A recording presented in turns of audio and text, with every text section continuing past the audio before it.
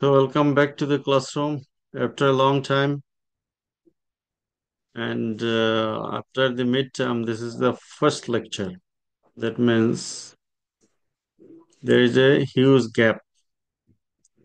We are ultimately discussing about the negotiation. To negotiate with the people, you have to have knowledge. And as a merchandiser, what type of knowledge you do need to negotiate with the other parties?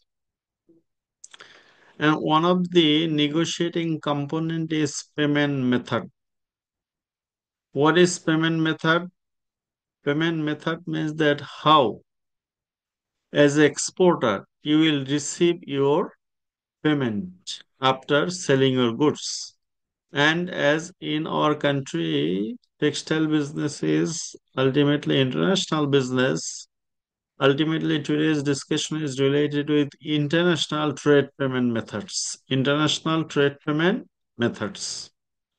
So, when you negotiate with your buyer to sell your product, you must be very much concerned about the payment issue when you are going to receive your payment.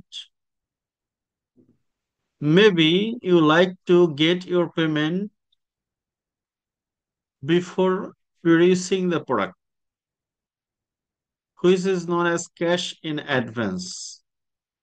Maybe if the importer or the buyer is not interested to make your payment in advance, maybe you are thinking to choose the other option.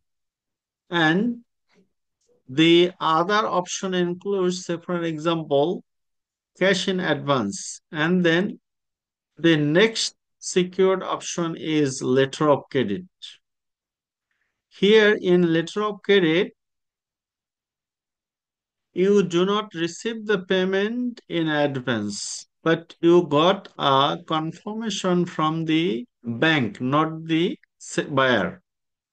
You are getting a confirmation from a bank that if you can produce your goods and you can sell the goods to the buyer, the bank will make your payment, not the buyer.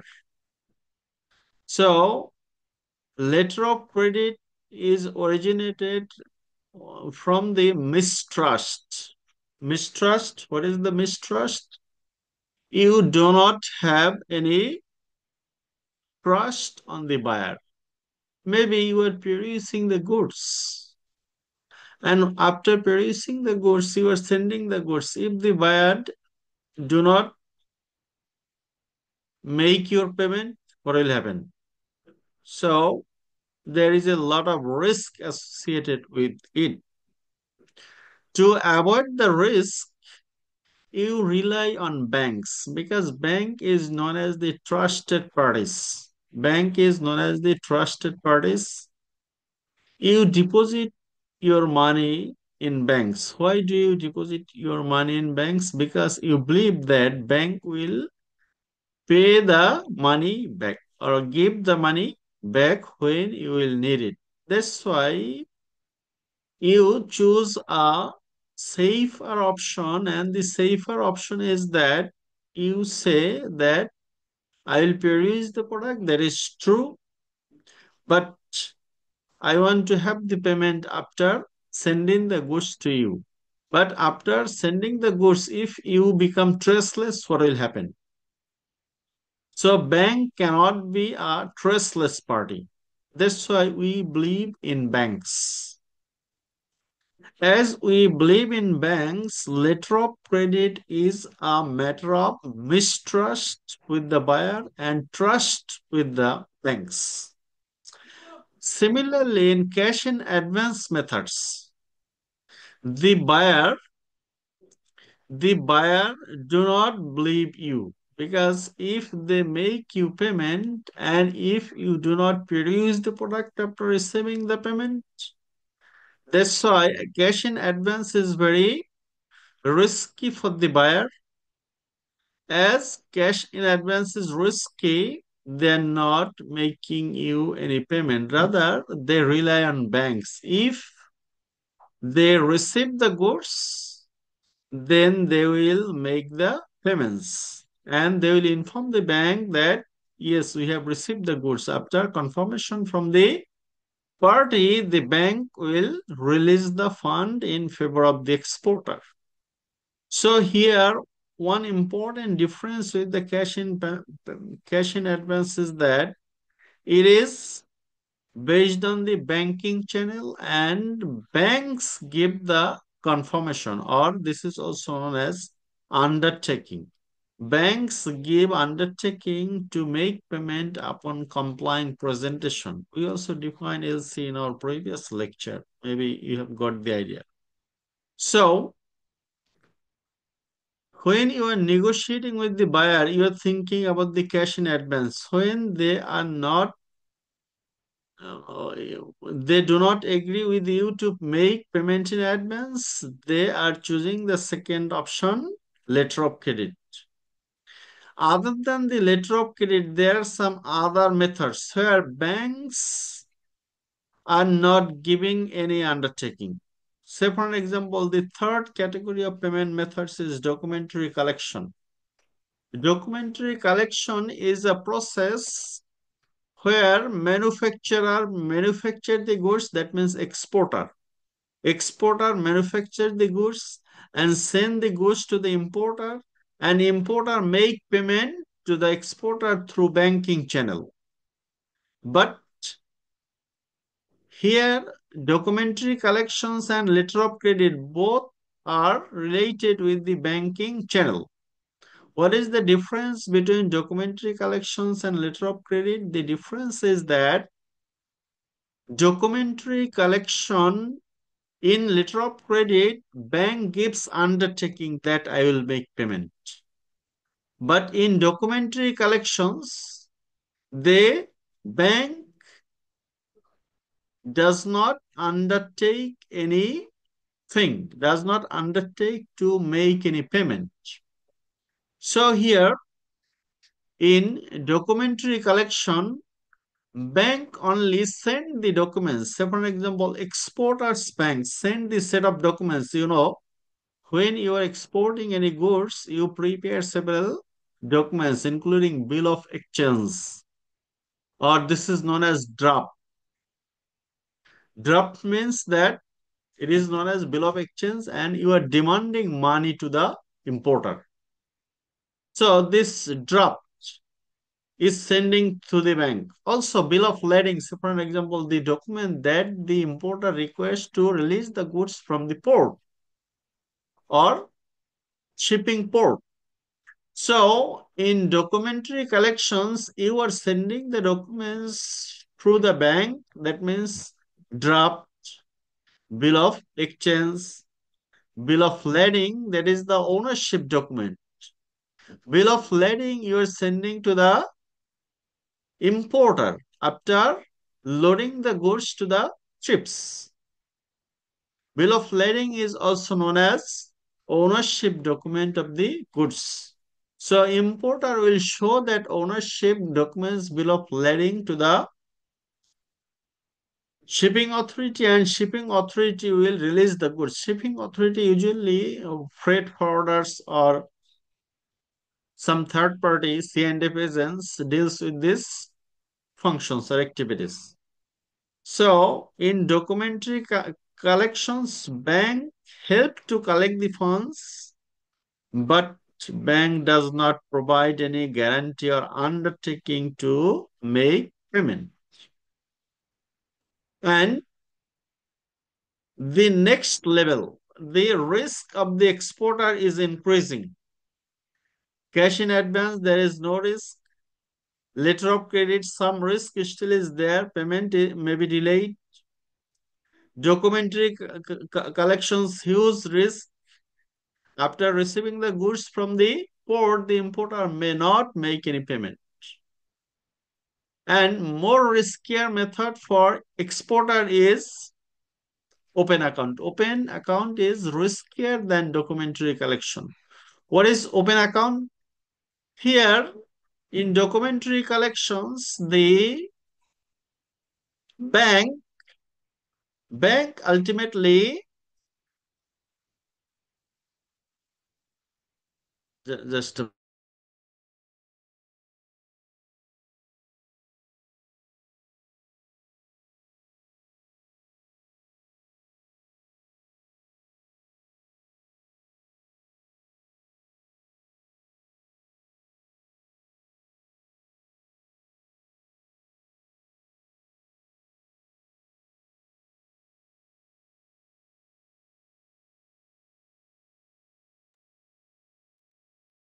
sorry. So, open account, what is the difference between open account and documentary collections? In documentary collections, you are placing the draft and the exporter importer is making payment. But in open account, you will allow a certain period of time to the importer. After that period, the importer will make payment. Say, for an example, you will claim the payment after 30 days, or they will make payment after 30 days, maybe after 60 days of shipment of goods, maybe after 90 days. So risk is increasing for the exporter. Here, after sending the goods, they claim the payment. Here, in open account, after sending the goods, they will wait for a certain period of time. And consignment, most riskiest method, international payment method is consignment. In consignment, you will produce the goods. After producing the goods, you will ship the goods to the Sir, importer. would you please repeat why the open account is the most risky payment process? Why open account is most risky? Yes, sir. Open account is riskier than documentary collections because open account, after producing the goods, you are sending the goods to the importer, and importer will make payment after certain period of time, maybe after Okay. 30 days, maybe after 60 days, as per the contract. Maybe as per the contract, the payment will make after 30 days of receiving the goods. Are you getting? After receiving the goods. Okay. After receiving the goods. So it depends on your sales contract. But when the What LC is LC at site or 90 days, at that time the date will be counted okay, from the okay, date I of got document submission. yes. So again, as you are getting the point of time, 90 days, 60 days. Here, the open account and letter of credit is totally different issue. Open account, you are just relying on the importer. Importer will make payment after 30 days, not bank, not bank. And here there are two types of LC. There are two types of LC. One is known as there are several subtypes. Relation with the number of days. There are two types of LC. One is known as the usance LC, and another is known as site LC. Site LC means that after receiving the goods, after receiving the documents at the banking counter, importer's bank counter, when the documents, after producing the goods, you will ship the goods. After shipping the goods, you will send a set of documents to the importer's bank. After receiving the documents in importer's bank counter, the payment will be made within 5 banking days. This is known as the site LC. Documents দেখার পরে payment দিতে হবে, এটাকে বলে site LC. Documents দেখার পরে payment দিতে হবে, sight LC. So under sight LC 5 banking days are allowed and the payment will not made by the importer. Importer payment দিবে না। লেটার অফ ক্রেডিটে পেমেন্ট দিবে কে? লেটার অফ ক্রেডিটে পেমেন্ট দিবে হচ্ছে ব্যাংক, ইম্পোর্টার্স ব্যাংক। আর এখানে ওপেন অ্যাকাউন্টে 30 দিন পরে পেমেন্ট দিবে importer, not the importers bank. Banking চ্যানেলে টাকা আসতে পারে, টাকা তো আর আকাশে উড়ে আসবে না, ব্যাংকিং চ্যানেলে আসবে, কিন্তু ব্যাংক পরিশোধ করবে না। আর এখানে হলো 5 ডেজ এর মধ্যে ব্যাংক পরিশোধ করবে। ব্যাংক কিভাবে ইম্পোর্টারের কাছ থেকে টাকা আদায় করবে সেটা ব্যাংকের সাথে ইম্পোর্টার রিলেশনশিপের বিষয়, not the relationship between the exporter and importer. এখন লেটার অফ ক্রেডিট একটা হলো আপনার সাইট 5 ব্যাংকিং ডে সেট দিতে হবে, আর একটা ইউজেন্স, USANCE, ইউজেন্স। ইউজেন্স এলসি কে বলা হয় deferred LC, also known as deferred LC. এই ডেফার্ড এলসি হতে পারে 60 days, 90 days, 120 days, 365 days, as per this contract, as per the contract between the importer and exporter. এখানে কি করে, bank opens the LC and exporter produce the goods based on that LC. After producing the goods, the exporter is sending the goods to the importer, and the documents are sending from the exporter bank to the importer's bank. And after receiving the documents at the importer's bank counter, the importer's bank accept the documents. Yes, your documents is accepted, but the payment will be made after 90 days, 120 days, 60 days, 30 days. It depends on your sales contract. So these 90 days and 60 days are the acceptance period. That means after 60 days of the acceptance, the bank will make payment to the exporter. But here the period is negotiated between the exporter and importer, not between the exporter and importer's bank. And here the negotiation are done between the exporter's banks and importer's bank. And here in open account, this is open. You can make payment through credit card. You can make payment through bank transfer. You do not need to go to the bank, or you can go to the bank and send the money to the exporter's account. There is no problem, but risky because the importer may be traceless anytime because you cannot investigate the issue. You are living here in Bangladesh and the importer is living there in the United States, so you cannot trace him. But the bank you can trace, even if it is in United States. The bank is a trusted party, and banking channel is very trustworthy. Everybody believe it. আপনিও ব্যাংকে টাকা জমা রাখেন. Why you deposit money in banks? Because you believe banks. Same here, the payment will be made by the banks, and how the payment will be collected, কিভাবে টাকা ইম্পোর্টারের কাছ থেকে আসবে, সেটা হলো আপনার অন্য হিসাব যে আপনারা এখন অনেকেই যেহেতু ম্যাচিউরড লোক জানেন যে ব্যাংক লোন নেয়, ব্যাংক লোন ইম্পোর্টার বা এক্সপোর্টাররা কি করে, ব্যাংক লোন নেয়। ব্যাংক লোন দুই ধরনের হয়, একটাকে বলা হয় ফান্ডেড ক্রেডিট আর একটাকে বলা হয় নন ফান্ডেড ক্রেডিট। ফান্ডেড ক্রেডিট হলো যে আপনি টাকা পয়সা নিতে পারবেন, আর নন ফান্ডেড ক্রেডিট হলো যে আপনি এলসি ওপেন করতে পারবেন, কোনো টাকা দিবে না, এলসি ওপেন করতে পারবেন। নন ফান্ডেড ক্রেডিট হলে ব্যাংক গ্যারান্টি দিবে, কোনো টাকা দিবে না। যে 50 কোটি টাকার একটা ব্যাংক গ্যারান্টি লাগবে, সেই গ্যারান্টি দিবে, কিন্তু কোনো টাকা পয়সা দিবে না। So there is a relationship between the businessman and the banks. এটাকে লাইন অফ ক্রেডিট বলে। সব ব্যাংকের সাথেই এখন শিল্প প্রতিষ্ঠানগুলির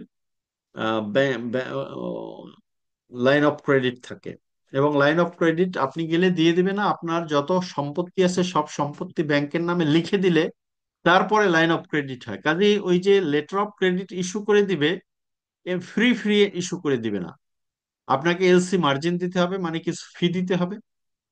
আর তারপর হচ্ছে আপনার আপনার কোম্পানির সব অ্যাসেট ব্যাংকের নামে লিখে দিতে হবে। তারপর ব্যাংক আপনার জন্য একটা এক্সপোর্টারের ফেভারে একটা এলসি ওপেন করবে।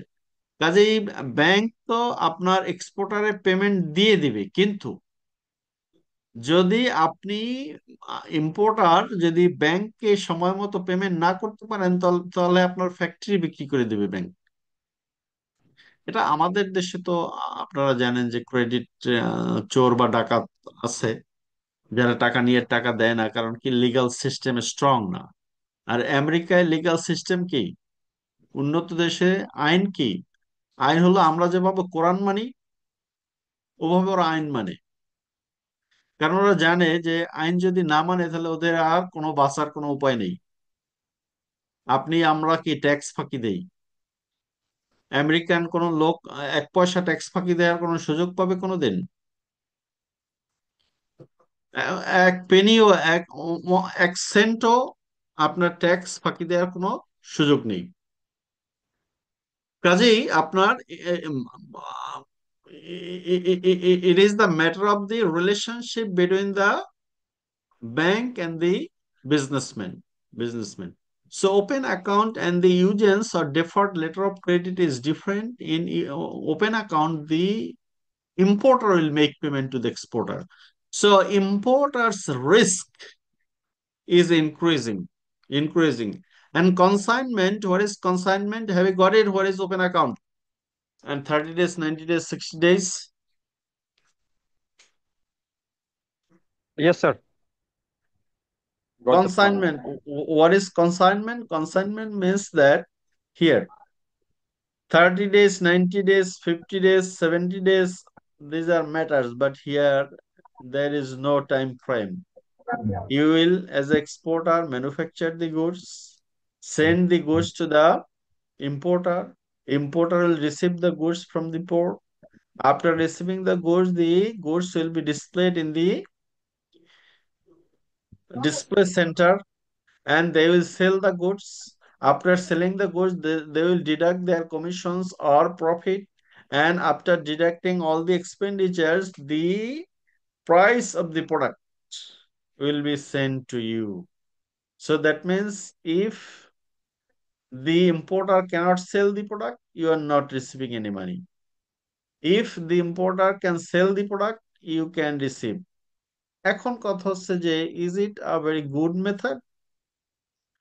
It is very secure for the importer because importer is not investing a single penny. Importer is receiving the goods. আপনারা আপনারা সুপার শপগুলিতে দেখবেন যে ইউনিলিভারের লোক বসা আছে। ওই ইউনিলিভারের প্রোডাক্ট বাকিতে কিনে ওই সুপার শপগুলি, টাকা দেয় না। ইউনিলিভার প্রোডাক্ট তৈরি করে ওখানে ডিসপ্লে করার পর সেল করে ওখান থেকে। সেল করার পরে তারপর ওই সুপার শপগুলি ওই প্রোডাক্ট থেকে আপনার তাদের কমিশন কেটে রেখে তারপর পেমেন্ট দেয়। That is also consignment.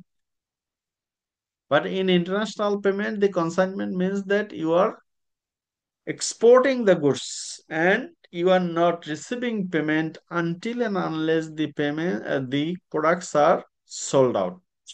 Sold out. এখন আমাদের বেক্সেমকো সালমান এফ রহমান যেটা করেছে, আপনার তার নিজের নামে একটা কোম্পানি ওপেন করছে আপনার সিঙ্গাপুর, তার ছেলে। আর বাংলাদেশ থেকে সব প্রোডাক্ট সেল করছে, তারপর বলছে যে কনসাইনমেন্ট বেসিসে প্রোডাক্ট সেল হয়েছে। আর ওখান থেকে প্রোডাক্ট সেলও করতে পারে না, বাংলাদেশে কোনো ডলারও আসে না। এটা শুনছেন না নাকি শুনেন নাই? এটা স্যার শুনলেন, শুনেন নাই নিশ্চয়ই এই যে আলোচনা হয়েছে, হয়তো খবর দেখা হয়নি আর কি। সালমান এফ রহমান আপনার প্রোডাক্ট বাংলাদেশ থেকে বিক্রি করছে, আর কনসাইনমেন্ট বেসিসে বিক্রি করছে তার সেলের কোম্পানির কাছে, আপনার আচ্ছা। দুবাইয়ে। তারপর বাংলাদেশ থেকে যত প্রোডাক্ট গেছে তার তো পেমেন্ট পাওয়ার কোনো ইচ্ছা নেই। ওইখানে যে পেমেন্ট প্রোডাক্ট বিক্রি করবে, বিক্রি করার পর ওইখানে আরেকটা বাড়ি কিনবে, আমেরিকা, লন্ডন, দুবাই। তারপর টিউলিপিকে একটা দিবে, তারপর শেখ হাসিনাকে একটা দিবে, তারপর প্রফেসর ইউনূসকেও দিতে পারে, এখন চেষ্টা করতে পারে। Have you got it? এই কনসাইনমেন্ট ব্যবসা আমাদের দেশে আছে। এটার প্রমাণ এই এখন পাওয়া যাচ্ছে যে আপনার সালমান এফ রহমান এই ওপেন এই কনসাইনমেন্ট বেসিসে বিক্রি করছে, তারপর আর ফান্ড আসে নাই। কারণ কি, ফান্ড আসবে কিভাবে? ওটা তো তার সেলের কোম্পানি। সে সেল করার পরে ওখান থেকে বাড়ি কিনছে তার নামে, বা অন্য কাউকে বাড়ি কিনে দিচ্ছে, বা ওইখানে সুইস ব্যাংকে টাকা ট্রান্সফার করছে, etcetera etcetera. So it is most risky for the exporter, but for Mr. Salman Rahman, it was most secure method. Yes, sir. Secure কিন্তু method for money যারা laundering. ব্যবসায়ী, ভালো ব্যবসায়ী, তাদের জন্য কি, this is the most risky. কারণ আপনি পেমেন্ট আর কোনোদিন পাবেন কিনা সেটাও যে ওই ব্যবসা যদি বন্ধ হয়ে যায় ওই দেশে যার কাছে প্রোডাক্ট সেল করছেন, এই ধরনের কাহিনী আছে আপনার। আগে আমি যখন ব্যাংকে চাকরি করতাম তখন, অনেক আগে আর কি, সেটা আরো 15 বছর আগে, ধরেন আপনার একটা ইন্ডিয়ান পার্টি ছিল, তাদের কাছে এই ওপেন অ্যাকাউন্ট বেসিসে সেল করছে প্রোডাক্ট আমাদের ব্যাংকের মাধ্যমে, সরি ব্যাংক না, ক্রেডিটের মাধ্যমে, লেটার অফ ক্রেডিটের মাধ্যমে। এরপর আর আর ওই ব্যাংক কোনো পেমেন্ট দেয় না। পেমেন্ট দেয় না কেন? ব্যাংক এখন রিপোর্ট করছে কি, যে আমার ইম্পোর্টার ট্রেসলেস, আমার ক্লায়েন্ট ট্রেসলেস হয়ে গেছে, তাকে আর খুঁজে পাওয়া যাচ্ছে না। এখন ব্যাংকে বিশ্বাস করলেও কি এই ধরনের কেস হতে পারে। সেক্ষেত্রে কি আছে, একটা সিস্টেম আছে, সিস্টেমকে বলে আপনার international chamber of commerce. International chamber of কমার্সের কাছে যদি আপনি রিপোর্ট করেন, তার ইনভেস্টিগেট করে দেখার পরে ওই ব্যাংককে পুরো ব্যাংকিং সিস্টেম থেকে আপনার ডিসকানেক্ট করে দেয়, শেয়ার ইন্টারন্যাশনাল কোনো ট্রানজাকশন করতে পারে না। এই এলসির একটা সুবিধা হলো যে পেমেন্ট যদি নাও পান, আপনি যদি আবেদন করেন ইন্টারন্যাশনাল কোর্টে, ইন্টারন্যাশনাল কোর্ট না, international chamber of commerce, ICC যেটা, ইন্টারন্যাশনাল চেম্বার অফ কমার্সে আবেদন করলে তারা ইনভেস্টিগেট করে, করার পর যদি দেখে যে সত্যিই এলসি ওপেন হয়েছিল কিন্তু আপনার কি হয়নি, পেমেন্ট পাননি, তাহলে ওই যে ব্যাংক এলসি ওপেন করবে ওই ব্যাংকে সারা বিশ্বের ব্যাংক ব্যাংক থেকে ডিসকানেক্ট করে দিবে। এবং তাহলে ওই ব্যাংক কি হবে, ওই ব্যাংক পুরো কলাপস করবে। এ কারণে কোনো ব্যাংকই এই এলসির এগেনস্টে পেমেন্ট ডিনাই করে না, পেমেন্ট করে দেয়। তারপর এখন আপনার ফ্রড সেই পর্যায়ের কোনো ক্ষেত্রে অভাব স্যার ওই নাই। যে আপনি যেটার কথা বললেন স্যার, তাহলে ওইটার কি হ্যাঁ, হলো, মানে পরে ইন্ডিয়ান ও- কাস্টমার বা ইন্ডিয়ান ওইটা ব্যাংকের কি হলো? ওইটা আপনার হয়েছে কি, যে আপনার এখন অল্প অল্প অ্যামাউন্ট হওয়াতে সেটা আপনার সেটেল করা যায়নি। এটা সর্বশেষ আপনার বিজিএমএ ডিল করছে। বিজিএমএ কিভাবে সেটেল করছে এরপর আর জানি না। কিন্তু নিয়ম অনুযায়ী হলো, নিয়মটা ছিল ইন্টারন্যাশনাল চেম্বার অফ কমার্সে যাওয়া। কিন্তু এটা সাধারণত ইন্টারন্যাশনাল চেম্বারে কমার্সে যায় যায় কখন, যে একটু ভলিউম যখন বেশি হয়। আর ওইখানে হয়তো ভলিউম কম ছিল, ধরুন $500-600, এর জন্য ইন্টারন্যাশনাল চেম্বার অফ কমার্সে যাওয়া গিয়ে আপনার কোনো লাভ হবে না, লাভ হবে না। কাজে এইসব ক্ষেত্রেও খেয়াল করতে হবে যে আপনার ব্যাংকটা কোন মানের ব্যাংক, আপনি কার কাছ থেকে নিয়েছেন। যেমন কিছুদিন আগে আপনার ওই বাইং হাউসের কথা শুনছেন না? বাইং হাউস প্রথমে কি এলসি নিয়ে আসছে? আপনারা টেক্সটাইল কোম্পানিতেই তো। বাইং হাউস প্রথমে কিনে আসছে, এলসি নিয়ে আসছে, এলসি নিয়ে আসছে, সেই এলসি ছিল ভুয়া এলসি, কোনো ব্যাংক ইস্যু করে নাই। তার কাছে ওই সুইফট কপির মতো দেখছে, বলছে যে ইটস ভেরি গুড। এই এলসির মাধ্যমে আনার পরে সে এলসি ছিল, এলসি কয়েক ধরনের হয় বলছি, একটা বলছি কি ডেফার্ড এলসি, আর একটা বলছি কি আপনার সাইড এলসি। এবার আরেকটা ক্লাসিফিকেশন বলতে সেটার নাম হচ্ছে ট্রান্সফারেবল এলসি। ট্রান্সফারেবল এলসি হলো যে আপনি বায়ের কাছ থেকে এলসি পাওয়ার পরে আপনি এলসি আবার আরেকজনকে ট্রান্সফার করে দিতে পারেন।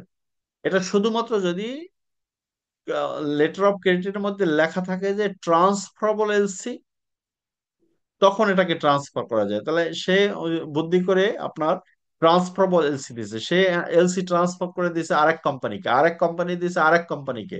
এখন আরেক কোম্পানি দিছে পার্ট পার্ট আর কি, যে আমি হয়তো $1 মিলিয়ন এলসি আমি $25 মিলিয়ন করি, 250,000 করি, আরেকজনে 250,000 করুক, আরেকজনে 4 কোম্পানি করছে কাজ। কাজ করার পরে আপনার শিপমেন্টও করছে, করার পরে কিছু করার পরে কোনো পেমেন্ট পায় না, পরে ট্রেস করতে পারে না। এরপরে এই তো বেশি দিন আগের কথা না এই কাহিনী, বাংলাদেশে। কাজে আপনাকে এই এলসিও যদি পান, এলসি ভালোভাবে যাচাই বাছাই করতে হবে, whether the LC is coming from the true source, true bank, নাকি 2 নাম্বারই কোনো চিঠি। এলসি তো একটা কাগজই পত্র, তাই না? এ কারণে বলা হয় যে Swift copy is important, Swift copy. ওই এলসি ছিল হয়তো আপনার মেইলের মাধ্যমে দিচ্ছে। আর সুইফট নেটওয়ার্কে এখন পর্যন্ত আপনার ব্যাংক ছাড়া অন্য কেউ ঢুকতে পারে না। এই কারণে সুইফট, যেমন রাশিয়াকে কি বলছে দেখছেন না, রাশিয়াকে স্যাংশন দিছে কি? এই যে ইউক্রেন রাশিয়া যুদ্ধের পরে বাইডেন যে আপনার স্যাংশন দিছে, স্যাংশনটা কি? স্যাংশন হচ্ছে সুইফট সুইফট থেকে বের করে দিছে। সুইফট থেকে বের করে দিচ্ছে। তার মানে কি, পুরো ব্যাংকিং চ্যানেল থেকে, ট্রাস্টেড নেটওয়ার্ক থেকে তাকে বের করে দিচ্ছে।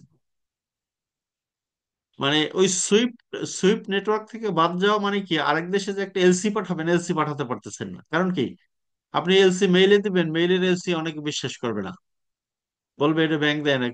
ব্যাংকের ইমেইল অ্যাড্রেস সবই ঠিক আছে, কিন্তু there is a still doubt, doubt থাকবে। এই কারণে আপনার SWIFT is a strong banking network, এবং সুইফট মেসেজ যেগুলি আসে সেগুলি আপনার অথেন্টিক হয়। এবং সুইফট এর কন্ট্রোলার আছে, সেখান থেকে লিখে দেয় যে অথেন্টিকেটেড। যারা কন্ট্রোল করে এই সুইফট নেটওয়ার্ক, তাদের ওখান থেকে আবার অথেন্টিকেশন লেটার পাওয়া যায়, যে আপনার এই আপনি যদি পান একটা, তারপর তাদের কাছে যদি একটা মেসেজ দেন এটা অথেন্টিকেট কিনা বের করে দিতে, সেটাও দেয়। So have you got it? What are the payment methods?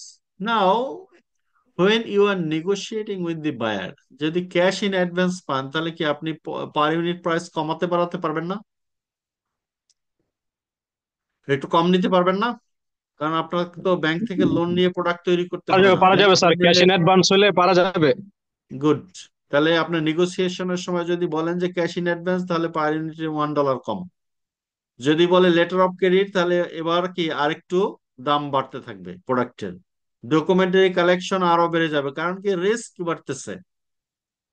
আপনার ওপেন অ্যাকাউন্ট আরো বেড়ে যাবে। কনসাইনমেন্ট, হাইয়েস্ট প্রাইস, প্রোডাক্টের প্রাইস হবে সবচেয়ে বেশি। কারণ কি, এখানে ইম্পোর্টারের কোনো ফান্ডেরই ইনভলভ নেই। আপনি প্রোডাক্ট তৈরি করবেন, অল ফান্ড আর ইয়োর্স। ইনভেস্ট করার পরে ওখানে তার কাছে দিবেন, সে তারপরে প্রোডাক্ট সেল করবে, তারপরে হচ্ছে কাহিনী। Are you getting the point? So for exporter, risk increasing risk increases when moving from cash in advance to consignment. আর for the importer, cash in advance is the most for the importer, consignment is the most secure, payment দিবে sell করার পরে। মানে ঠিক opposite, এটা যেমন এক্সপোর্টারের জন্য দিস ইজ মোস্ট রিস্কি, আর ইম্পোর্টারের জন্য this is most secure method. আর সবচেয়ে আপনার লিস্ট সিকিউর মেথড হলো ক্যাশ ইন অ্যাডভান্স। কেন?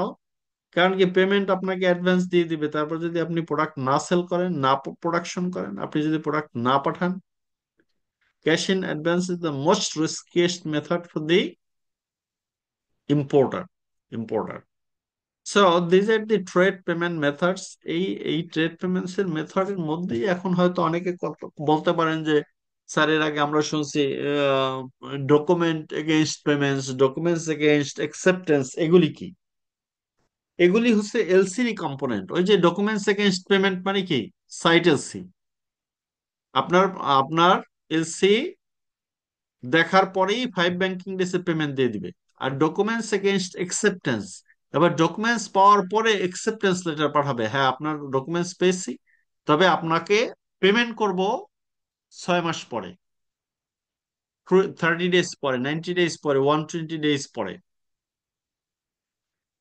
So these are the payment methods. These are the payment methods, and these payment methods are applicable in all textile and apparel business. When you are negotiating payment terms, you will try to choose the cash in advance. And if you fail to receive the cash in advance, then letter of credit. Do not sell your product in open accounts or sales contract. এখন sales কন্ট্রাক্টে যে sell হয় না, এখন letter of credit. এখন আপনার ধরেন European country, France France product sale করবে হচ্ছে ব্রিটেনের কাছে। তাহলে কি মনে করেন যে ফ্রান্স ব্রিটেনকে বিশ্বাস করে না, অথবা ব্রিটেন ফ্রান্সকে বিশ্বাস করে না? তারা কি এলসি ওপেন করবে? বলেন করবে কিনা? উন্নত দেশে এই এলসি শব্দটা অত্যন্ত আনপপুলার। উন্নত দেশ যখন উন্নত দেশের সাথে ব্যবসা করে, তখন এই এলসি আনপপুলার, এই open account is very popular. Documentary কালেকশনেও যায় না, কারণ কি ডকুমেন্টারি কালেকশন মানে কি, ব্যাংকের মাধ্যমে, ব্যাংকে আপনি গিয়ে ডকুমেন্ট জমা দিবেন, সেই ডকুমেন্টস আরেক ব্যাংকে পাঠাবে, ইম্পোর্টারের ব্যাংকে পাঠাবে, ইম্পোর্টারের ব্যাংক তারপর পেমেন্ট দিবে, তারপর এক্সপোর্টারের ব্যাংকের আপনার অ্যাকাউন্টে টাকা ঢুকবে।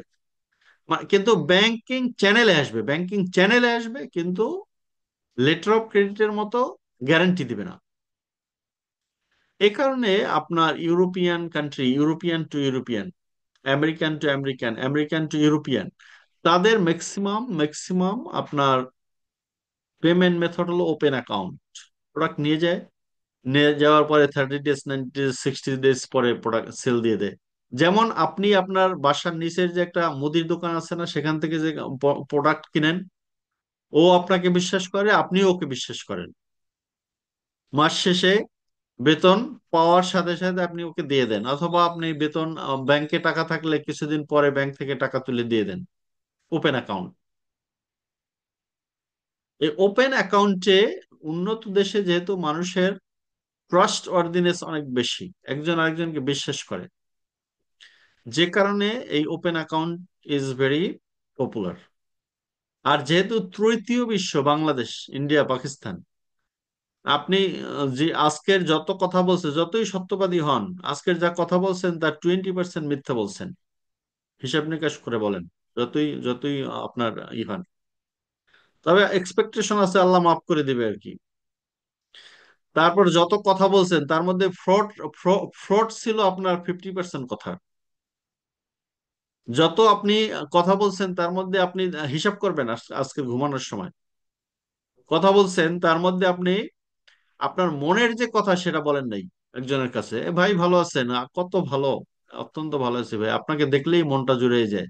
মানে পুরাই মিথ্যা কথা।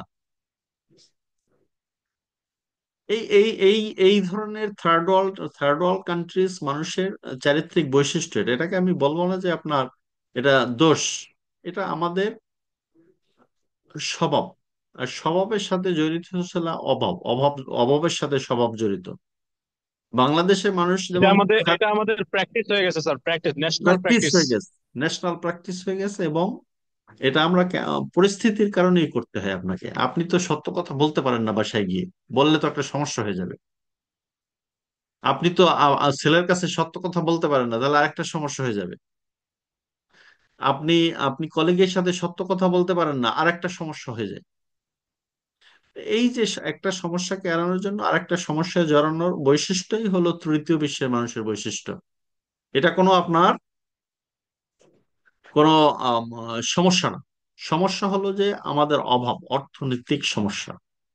আপনার কিন্তু চাকরি কেন করেন? অভাবের কারণে। আমেরিকান, ব্রিটিশরা চাকরি করতে চায় না।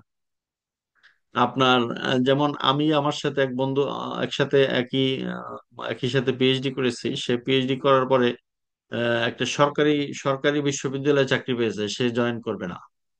বললাম যে তুমি কেন জয়েন করবে না? আমরা তো সরকারি চাকরি পাওয়ার জন্য মাথা খারাপ থাকে আমাদের।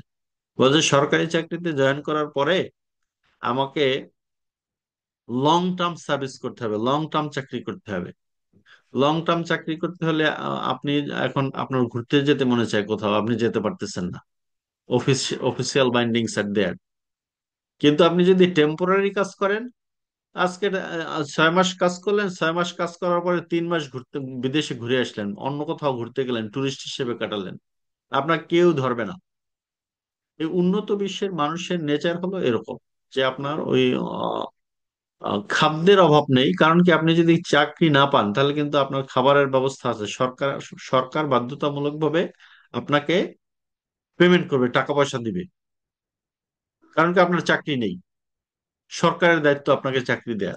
এ কারণে এ কারণে যেটা হয় যে আমেরিকা, কানাডা, জাপান, এসব দেশে আপনার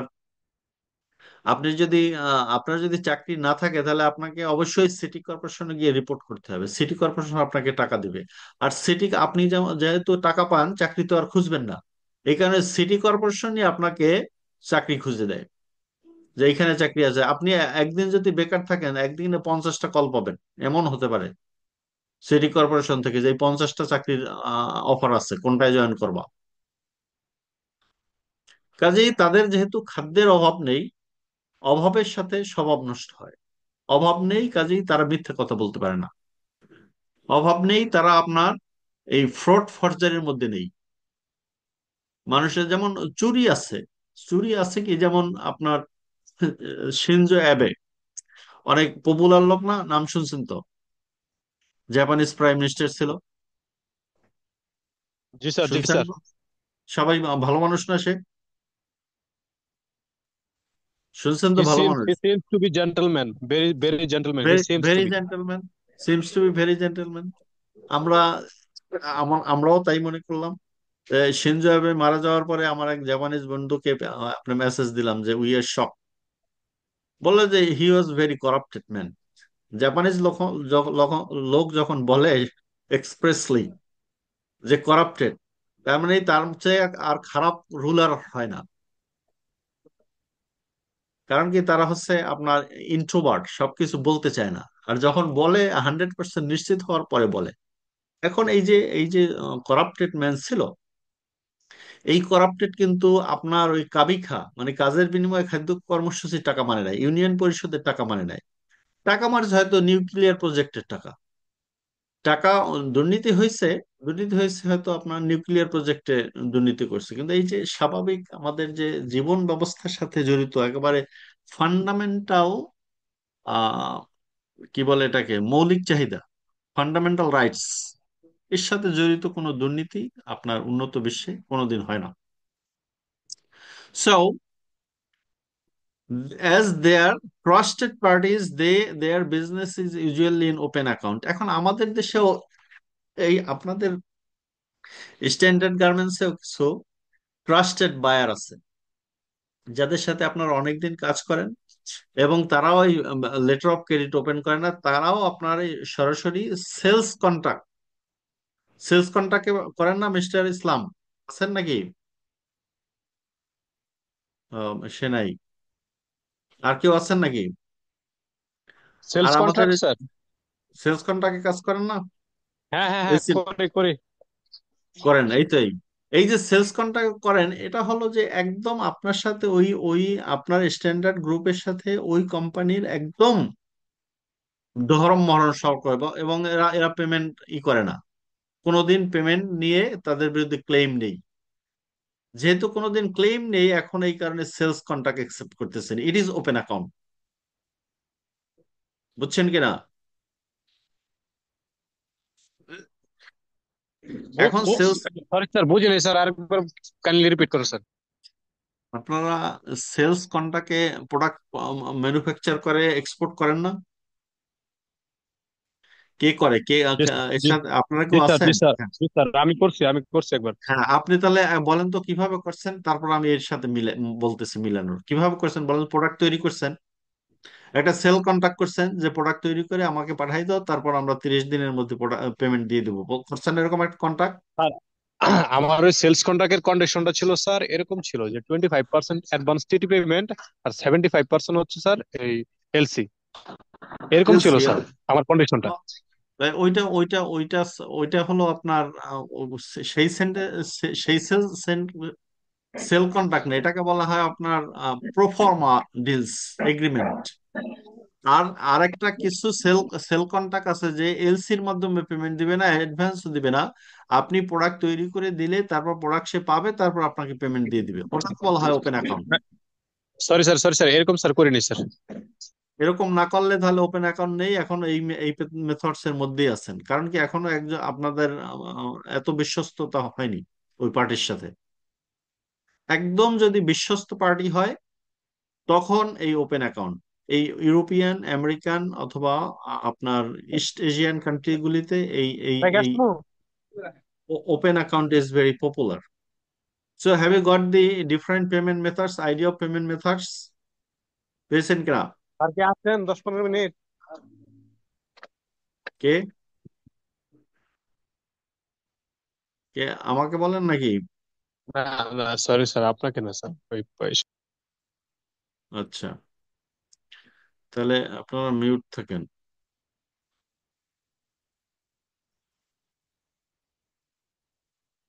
So have you got the idea about the payment methods, different payment methods? আরো যদি, if you do not understand, we can read the materials, related materials. Definitions are given here. Different payment methods.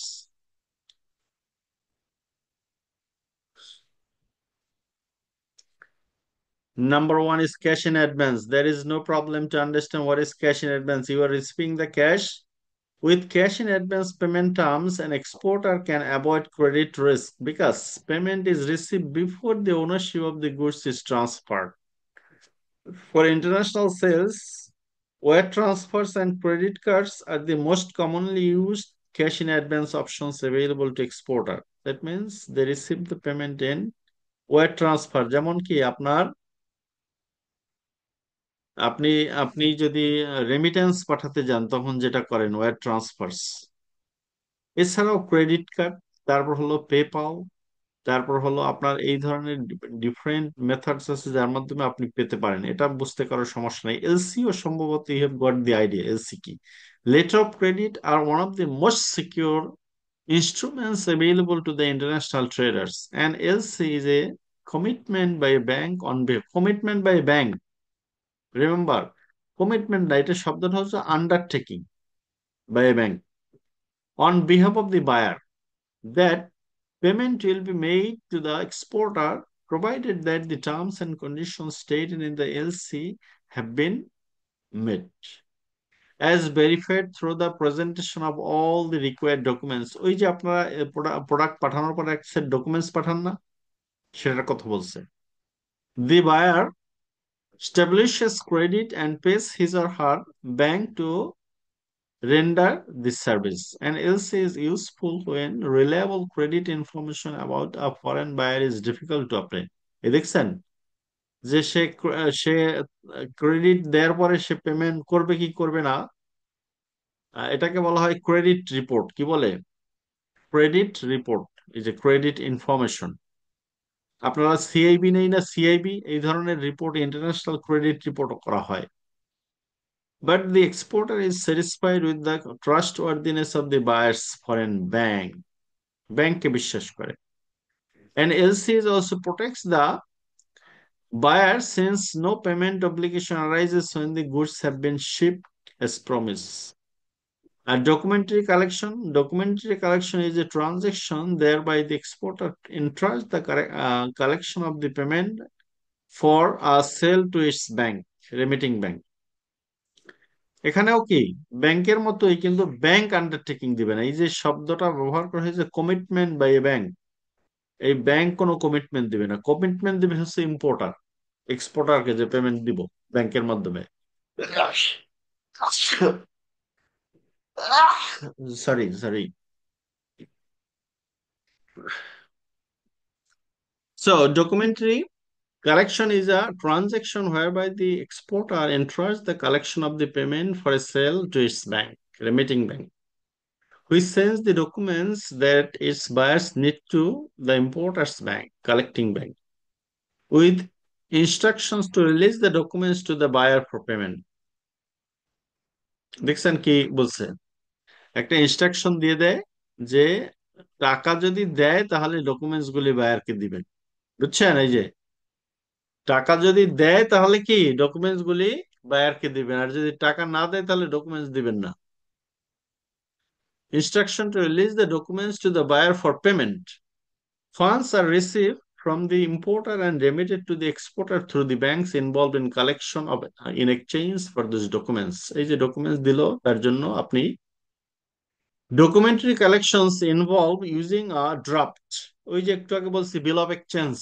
Bill of exchange and draft is same. Bill of exchange and draft is same. That requires the importer to pay the face amount either at site, is a document against payment, site, or a specified date, document against acceptance. The collection letter gives instructions that specify the documents required for the transfer of title of goods. Although banks do act as the facilitator for these clients, documentary collections offer no verification process and limited resource in the event of non-payment. এই যে যদি না দেয় তাহলে কিছুই করার থাকে না। Documentary collections are generally less expensive দেন এলসিস, কারণ কি এলসি ওপেন করতে কি একটা এলসির কমিশন দিতে হয় 10%, 1%, 0.5%, এই ধরনের একটা কমিশন দিতে হয়, সেটা ডকুমেন্টারি কালেকশনের দিতে হয় না। আর open account transaction is a sale where the goods are shipped and delivered before payment is due. Payment due এর আগেই কি গুডস শিপ ডেলিভার করে দেওয়া হয়, প্রোডাক্ট তৈরি করে পাঠিয়ে দেবেন। Which in international sales is typically 90 days, 60 days, এই যে 90 দিন, 30 days, 60 days পরে পেমেন্ট দিবে। Obviously, this is one of the most advantageous option to the importer in terms of cash flow and cost, but it is consequently one of the riskiest method for the exporter. Because intense competition in export markets, foreign buyers often press exporters for open account terms since the extension of credit by the seller to the buyer is more common abroad. এই বিদেশে এগুলি more common. Therefore, exporters who are reluctant to extend credit may lose a sale to their competitors. যে এটা কেন, এইটা যে আপনি যদি প্রোডাক্ট না করেন তাহলে আপনি কম্পিটিটররা তার কাছে সেল করে দিবে, বাকিতে প্রোডাক্ট সেল করে দিবে, বা on open account and on account is same. And consignment in international trade is a variation of open account in which payment is sent to the exporter only after the goods have been sold by the foreign distributor to the end customer. An international consignment transaction is based on a contractual agreement in which the foreign distributor receives, manages, and sell the goods of the exporter who retains title to the goods until they are sold. এই যে title to the goods, এটা আপনারা কি বুঝেন কিনা? Title to the goods মানে হচ্ছে এই পণ্যের মালিক কে থাকবে? বেক্সিমকোই থাকবে। যতদিন প্রোডাক্ট সেল না হয় ততদিন এই প্রোডাক্টের মালিক বেক্সিমকো। আর যদি প্রোডাক্ট সেল হয় তখন টাকা পাঠাবে। কাজে এই টাইটেল টু দ্য গুডস আজীবন বেক্সিমকোই থেকে গেল, টাকা আসবে না। কারণ কি, ওর সেলে বিক্রি করে বাড়ি কিনে ফেলছে ওদিকে, আর রিপোর্ট দিচ্ছে যে প্রোডাক্ট সেল হয় না। বাংলাদেশ ব্যাংকে রিপোর্ট পাঠাতে হয় না, এক্সপোর্ট এক্সপোর্ট করলে, এক্সপোর্ট না আসলে রিপোর্ট করতে হয় না বাংলাদেশ ব্যাংকে। বাংলাদেশ ব্যাংকে রিপোর্ট করে যে প্রোডাক্ট সেল হয় নাই, পেমেন্ট আসে নাই। টাইটেল টু দ্য গুডস এখনো কি, এখনো মালিকানা বেক্সিম করি আছে। Clearly, exporting on consignment is very risky as the exporter is not guaranteed any payment and its goods are in foreign country in the hands of an independent distributor agent. Consignment helps exporters become more competitive on the basis of better availability and faster delivery of goods. Selling on consignment can also help exporters reduce the direct cost of storing and managing inventory. The key to success in exporting on consignment is to partner with a reputed and trustworthy foreign distributor. So এখানে কি থাকতে হবে? Reputed এবং trustworthy ডিস্ট্রিবিউটরদের কাছে আপনার product sell করতে হবে। A third party logistics provider. Appropriate insurance should be in place to cover organized goods in transit or in possession of a foreign distributor, as well as to mitigate the risk of non-payment. So also you can take help of insurance. If the payment is not made by the importer, the insurance company will compensate somehow. There are different types of insurance. You can take an insurance here. So these are the 5 methods of international payment. আপনি যখন negotiate করবেন, আপনার যদি জানা থাকে যে open অ্যাকাউন্টেও product sell করা যায়, আপনি বেশি দামে এবং পার্টির সাথে আপনার সম্পর্ক খুবই ভালো, you will agree to sell your product in open account, even documentary collections. Because letter of credit open করার জন্য ব্যাংকে যে চার্জ দিতে হয়, সেই চার্জটা অ্যাটলিস্ট আপনি প্রোডাক্টের প্রাইস বাড়াবেন documentary collections. So this are the payment methods. এই পেমেন্ট মেথডস নিয়ে আর কোনো কনফিউশনস আছে? বলেন। কনফিউশনস নেই, তারপরে এলসিটা আরেকটু আপনাদের ভালোভাবে দেখাই দিই, so that you can understand and you can understand the different parties of LC. এই যে দেখেন এবার এলসি কিভাবে ওপেন হয়। এলসি ওপেন করার নাম্বার ওয়ান কি? Sale contract. Agree on a contract মানে হয়েছে, আপনারা একটু আগে যে বললেন না সেল কন্টাক্ট, সেই সেল কন্টাক্ট। আপনি প্রোডাক্ট ইম্পোর্টারের কাছে অথবা বায়ার কাছে সেল করতে চান, সেলার আপনার কাছ থেকে প্রোডাক্ট কিনতে, বায়ার আপনার কাছ থেকে প্রোডাক্ট কিনতে চায়, এগ্রি করে, এগ্রি। এটা this is ডেল্ট with the contract act 1972। One party will offer, another party will accept. এটাকে বলা হয় এগ্রিমেন্ট। এই এগ্রিমেন্ট করার পরে, এই এগ্রিমেন্ট যখন করবেন তখন নেগোসিয়েশন করতে হবে আপনার পেমেন্ট মেথডসটা কি হবে। সেই এগ্রিমেন্টে আপনি লিখবেন যে পেমেন্ট মেথডস হবে এলসি। তখন এই এলসি, এলসির বিষয়ে যখন আসবে, তখন এই 2 নম্বরে কি, ইম্পোর্টার, ইম্পোর্টার কোথায় যাবে? ইম্পোর্টারের ব্যাংকের কাছে যাবে, এই যে ব্যাংক। 2 নম্বরে ওই এগ্রিমেন্ট, এই এগ্রিমেন্ট যেটাকে আমরা আমরা সাধারণত বলি প্রোফর্মা ইনভয়েস। কি বলি? Proforma invoice. Proforma invoice, agree on a contract, all are same. এই প্রোফর্মা ইনভয়েস নিয়ে ইম্পোর্টারের ব্যাংকের কাছে যাবে, অ্যাপ্লাইস ফর এন এলসি, একটা এলসির অ্যাপ্লিকেশন দেবে। এলসির অ্যাপ্লিকেশন দিলে তাহলে এই ইম্পোর্টারের কাছে যাবে। Importer's bank will send the letter of credit to the advising bank. এই যে number issues letter of credit in favour of the exporter, and the exporter will receive the letter of credit through a advising bank. এই যে issuing bank will send the letter of credit to the advising bank। কারণ কি, এখন কি transaction আছে bank to bank, party না। ইম্পোর্টারের কাছে গেছে, ইম্পোর্টারের কাছে ব্যাংক, ব্যাংকের কাছে। ইম্পোর্টারের ব্যাংক এক্সপোর্টারের ব্যাংকের কাছে এলসি পাঠাবে। এক্সপোর্টারের ব্যাংক এক্সপোর্টারকে জানাবে, এটাকে বলে verifies LC and forwards it to the exporter. এটাকে বলা হয়, এই এই যে জানা, এটাকে বলা হয় অ্যাডভাইস করে। এখানে এখানে বলা হয় যে অ্যাডভাইজিং ব্যাংক। এই যে 4 নম্বরে verifies the LC, LC verify করবে এই bank, and forward it to the এক্সপোর্টারকে জানাবে, অথবা এলসির একটা কপি এক্সপোর্টারকে দিবে। এটাকে বলা হয় অ্যাডভাইজিং। অ্যাডভাইজিং এর আগেও আরেকটা ব্যাংক হতে পারে, সেটা হলো কনফার্মিং ব্যাংক। কনফার্মিং ব্যাংক কি? এই যে আপনার 9/11, যে ওসামা বিন লাদেন যে আপনার অ্যাটাক করলো আমেরিকায় টুইন টাওয়ার, মনে আছে না? আপনারা আছেন তো আমাদের সাথে, নাকি শুধু আমিই বলি কথা? আর আজকের কিন্তু এই লেকচার শেষে একটা পরীক্ষা আছে, কাজেই সব ভালোভাবে শুনবেন। জি স্যার, আছি ইনশাল্লাহ। এই কি বলছি যে 9/11-এর পরে কি হয়েছিল, যে মনে আপনাদের আপনাদের মনে নেই, আমার মনে আছে। জি sir, Osama bin Laden sir America আক্রমণ করছিল, দুইটা ধ্বংস করে দিছে। সেটা, হ্যাঁ, ওইটা ওইটা না, আমার যেটা মনে আছে সেটা বলি।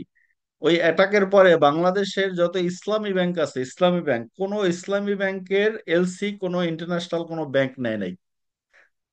বলছে ইসলাম মানে হচ্ছে ইসলামিক স্টেট, মানে হচ্ছে আইএস। কাজেই কোন ইসলামী ব্যাংকের কোন এলসি কি করে নাই। যেমন আপনি এখন ফেব্রিক কিনতে চান, ফেব্রিক, ফেব্রিক কিনবেন হচ্ছে, অথবা ফেব্রিক না, কটন কিনতে চান, কটন কিনবেন অস্ট্রেলিয়ান কটন, অস্ট্রেলিয়ার কোনো ব্যাংকে এলসি পাঠাবেন। এই যে আপনি আপনার ব্যাংক, আপনি ইম্পোর্টার, কটন কিনবেন, আপনি আপনার ব্যাংকের কাছে গেলেন, আপনার ব্যাংকের নাম ইসলামী ব্যাংক। ইসলামী ব্যাংক একটা লেটার আপনার জন্য ওপেন করে, লেটার অফ ক্রেডিট ওপেন করে দিল, ইস্যু করে দিল। ইস্যু করা আর ওপেন করা কি, ইস্যু করে আপনার এই অ্যাডভাইজিং ব্যাংক ধরেন বলছে যে এইচএসবিসি, কি বলে ওটাকে, অস্ট্রেলিয়া, অস্ট্রেলিয়ার এইচএসবিসির একটা ব্যাংকে ট্রান্সফার করলো, এডিলেইড বা আপনার যে কোনো জায়গায় হতে পারে, এডিলেইড ধরেন এইচএসবিসি এডিলেইড, এই অস্ট্রেলিয়ার ওই এডিলেইড এইচএসবিসির কাছে পাঠালো। এডিলেইডের কাছে যখন পাঠালো, তখন সে এইচএসবিসি ব্যাংক বলল যে এই ব্যাংকে আমরা ইসলামী ব্যাংকে বিশ্বাস করি না, কারণ ওরা আইএস, ওরা টুইন টাওয়ার ধ্বংস করে দিয়েছে, আমাদের এলসিরও পেমেন্ট দিবে না। তার মানে কি, এক ব্যাংক আরেক ব্যাংককে যখন বিশ্বাস করে না, বুঝছেন কিনা আমি, have you got the point what I am trying to get? জি স্যার। এক ব্যাংক আরেক ব্যাংক মানে ইস্যুইং ব্যাংক অ্যাডভাইজিং ব্যাংকে যখন বিশ্বাস করে না, তখন অ্যাডভাইজিং ব্যাংক একটা বুদ্ধি দেয়, বুদ্ধি দিয়ে বলে যে তোমার ইসলামী ব্যাংক ওটা এখন দুনিয়ার কেউ বিশ্বাস করে না, ওখান থেকে এলসি ওপেন করলে হবে না, এই ইন্টারন্যাশনাল কোনো ব্যাংক ঢাকায় আছে কিনা তার কাছে তোমার এলসি আগে সেই ইন্টারন্যাশনাল ব্যাংকে পাঠাও। যেমন এসএস ব্যাংক কি, বিসি ব্যাংক বললো কি, এসসিবি আমরা বিশ্বাস করি, এসসিবি যদি বাংলাদেশে থাকে সেই লেটার অফ ক্রেডিটটা প্রথমে এই ওটাকে বলা হয় কনফার্মিং ব্যাংক, এসসিবির কাছে পাঠাও। এসসিবি যেহেতু তোমাদের দেশে কাজ করে তোমাকে ভালোভাবে চিনে, মানে ইস্যুইং ব্যাংক ইসলাম ব্যাংকে স্ট্যান্ডার্ড চার্টার্ড ব্যাংক ভালোভাবে চেনে, এই যেহেতু চেনে বাংলাদেশের ব্যাংক, সেহেতু এইটার নাম হয় কনফার্মিং ব্যাংক।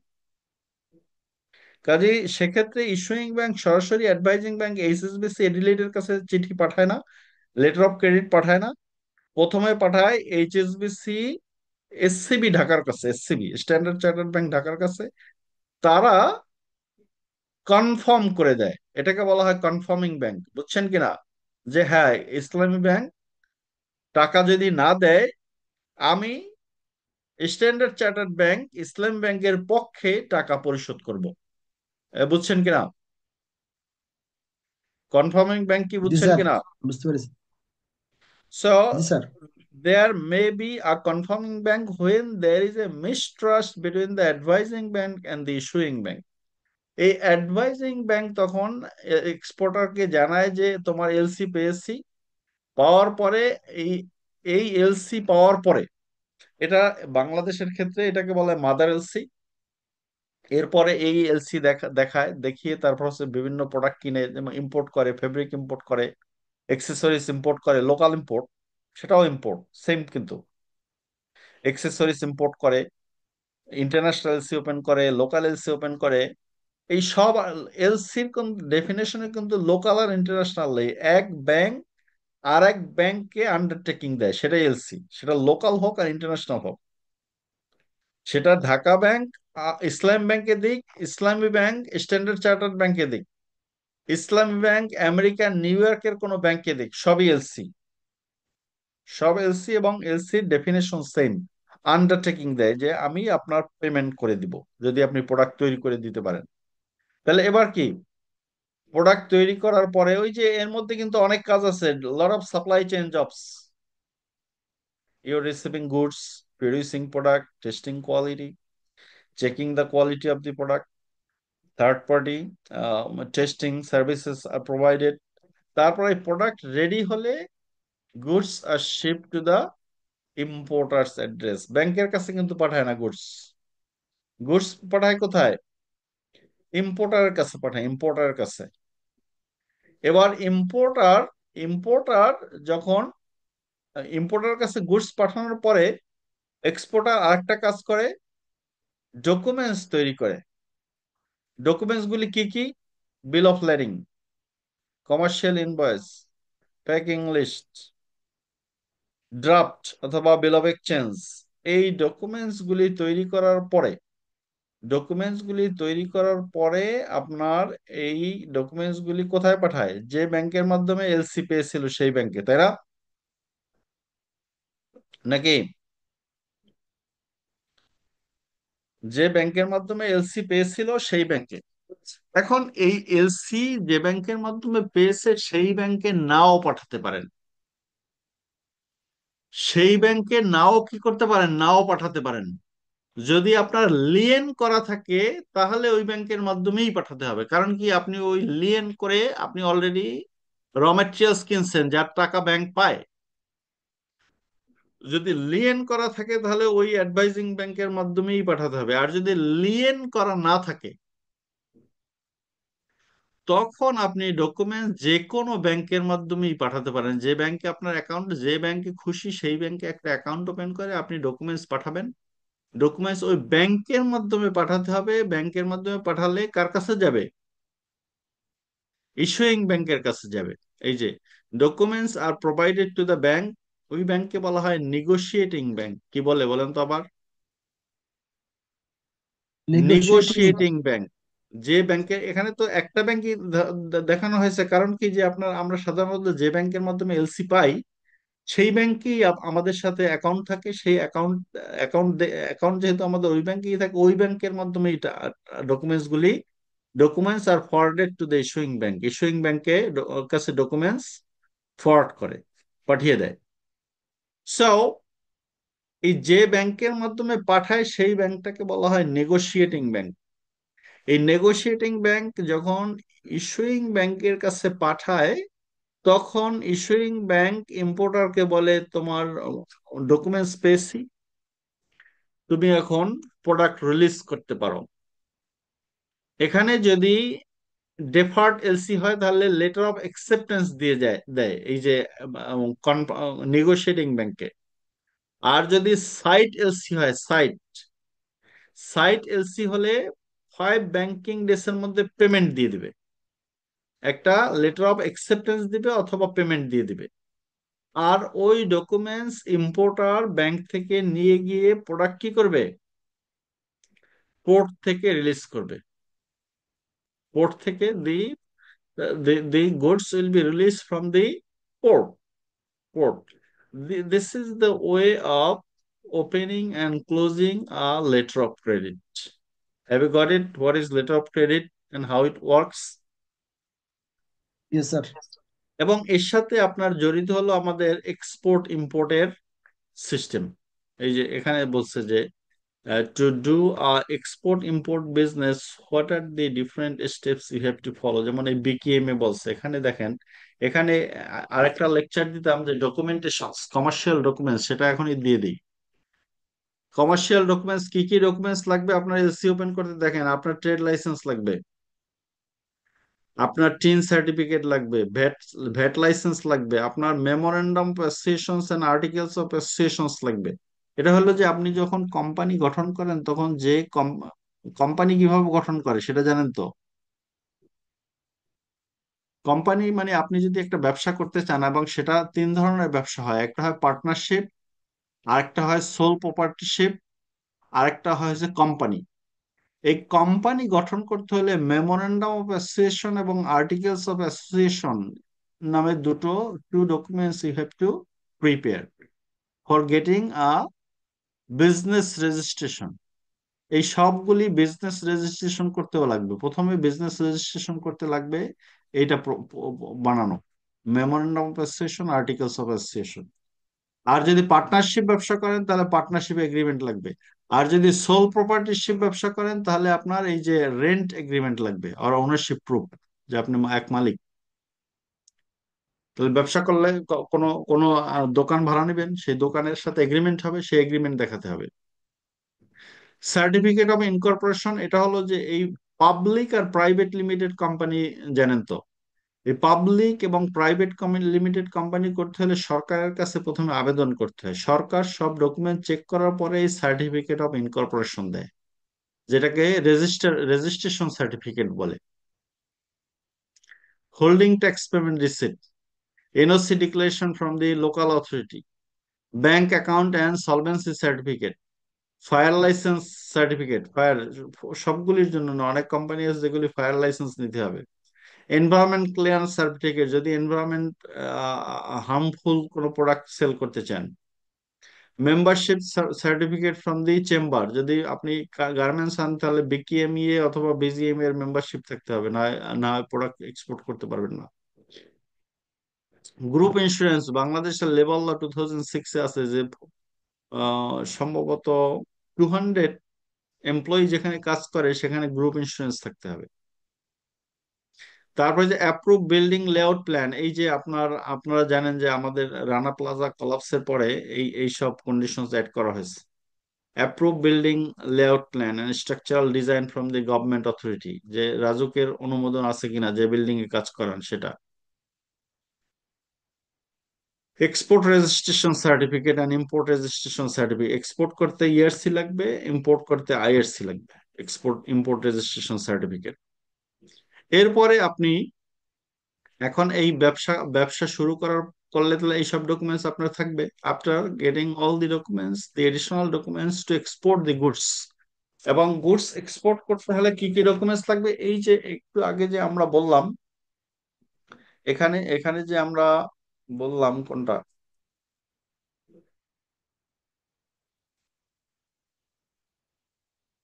এই যে ডকুমেন্টস আর প্রোভাইডেড, এখানে বলছি না ডকুমেন্টস, এই এই এই এক্সপোর্টার কি কি ডকুমেন্টস ইম্পোর্টারের কাছে পাঠাবে, এই যে ডকুমেন্টস আর ফরওয়ার্ডেড 7 নম্বর, 6, 7, ডকুমেন্টস আর প্রোভাইডেড, কি কি ডকুমেন্টস লাগবে, these are the documents.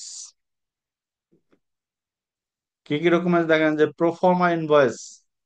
Proforma invoice কি, এলসি ওপেন করার আগেই যে ইনভয়েসটা তৈরি হয়, যেখানে যেটাকে সেল কন্ট্রাক্ট বলি আমরা, অথবা যেটাকে আমরা বলি প্রাইমারি ইনভয়েস, অথবা প্রোফর্মা ইনভয়েস, যেটার মাধ্যমে প্রাথমিক যে আপনারা চুক্তিটা করেন, যে আপনি কত প্রোডাক্ট তৈরি করবেন, কোন কালারের করবেন, কি পরিমাণ করবেন, প্রাইস কত, পার ইউনিট কত, তারপর হলো যে পেমেন্ট মেথডসটা কি হবে, এগুলি আপনার কি প্রোফর্মা ইনভয়েসের মধ্যে থাকে।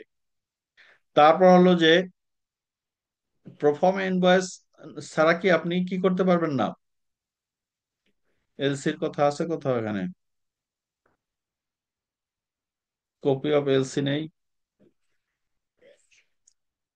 প্রোফর্মা ইনভয়েস ছাড়া তো আপনি কি করতে পারবেন না, এখানে সব ডকুমেন্টস একেবারে সব এখানে নেই। এলসি ওপেন করতে পারবো না স্যার, এলসি ওপেন হ্যাঁ, করতে গেলে এলসি পেইন। ওপেন করতে পারবেন না। তারপর কি বিল অফ লেডিং, আপনি প্রোডাক্ট যখন রেডি হয়ে যাবে, যখন শিপিং কোম্পানির কাছে দিবেন, শিপিং কোম্পানির কাছে দিলে শিপিং কোম্পানি কি দিবে আপনাকে বলেন তো, বিএল কপি দিবে স্যার, বিএল কপি। এই বিএল কপি তো বিল অফ লেডিং, বি জি আর sir, L. Bill bill of lading. এই বিল অফ লেডিং এর মধ্যে কি লেখা থাকে, বিল লেখা অফ থাকে লেডিং এ যে, থাকে, হ্যাঁ বলেন।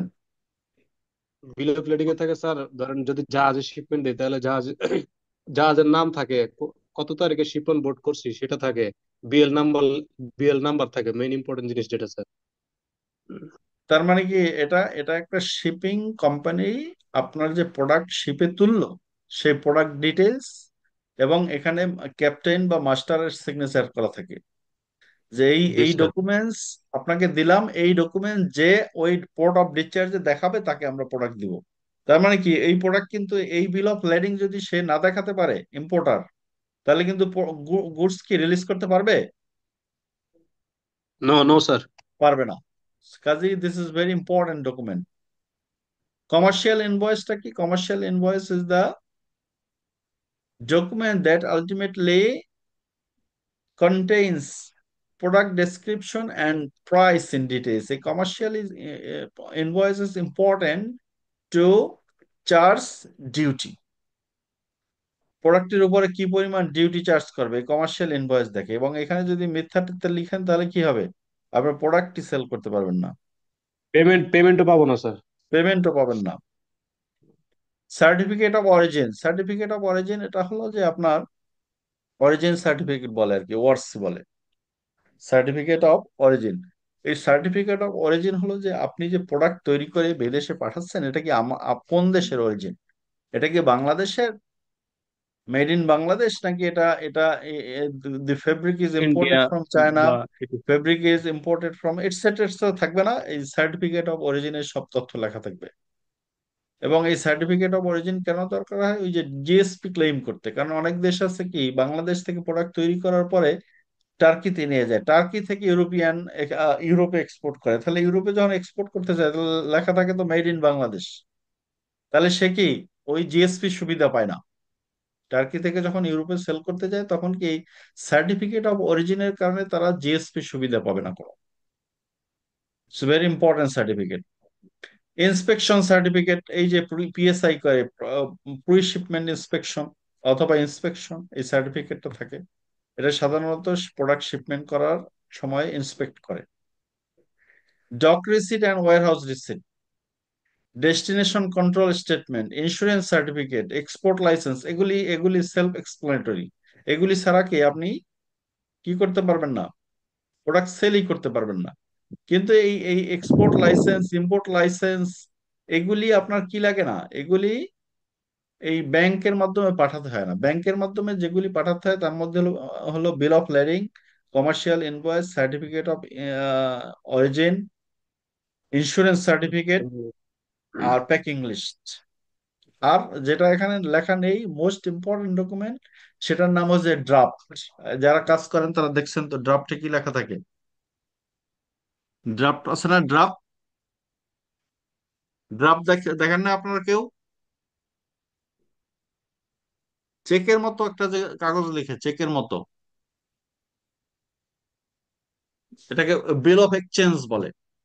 যে ওটা লেখা থাকে যে please make the payment at sight অথবা আফটার 90 ডেজ। ওই আফটার 90 ডেজ যদি ইউজ ডেফার্ড এলসি হয়, ওটার মধ্যে লেখা থাকে, ওটা যে ভাষায় লেখা থাকুক মূলত বলে থাকে প্লিজ মেক দ্য পেমেন্ট, আমরা প্রোডাক্ট আপনাকে ডেলিভারি দিয়ে দিলাম, এখন পেমেন্ট দিয়ে দেন। সেটার নাম হচ্ছে draft. Draft is not here. That draft or bill of exchange is number one document. And without that document, no bank will make any payment.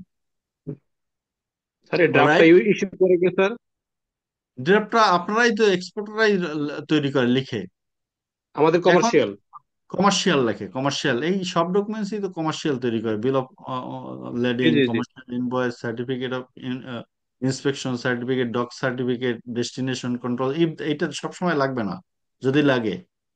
তারপর হলো বিল যে অফ আপনার এক্সচেঞ্জের বিল অফ এক্সচেঞ্জ সার্টিফিকেটটা বা ড্রাফট কপিটা স্যার এটা সচরাচর আমরা দেখতে পাই না, তবে শুনি। এটা এটা মাস্ট। এটা ছাড়া আপনার কোনো দেখতে পান না হয়তো, আপনার ওই তৃতীয় বিশ্বের লোক না, একজন একজনকে বিশ্বাস করে না, মনে করে যে আপনার টাকার পরিমাণ দেখে ফেললেন কিনা, ইত্যাদি ইত্যাদি। Maybe maybe sir, right. এটা চেকের মতো, ছোট করে তৈরি করে ওরা,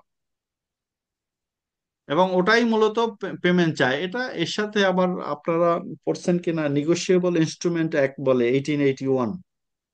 এই নেগোশিয়েবল ইনস্ট্রুমেন্ট অ্যাক্টে চেক যেভাবে আছে না, চেক, চেক আর বিল অফ, ওই draft bill of exchange same. Cheque লিখে আপনি ব্যাংকের কাছে টাকা চান, আর এই ড্রাফট দিয়ে আপনি ওই ওই ব্যাংকের কাছে, ওই ব্যাংকের কাছে টাকা চাবেন, বায়ারের ব্যাংকে।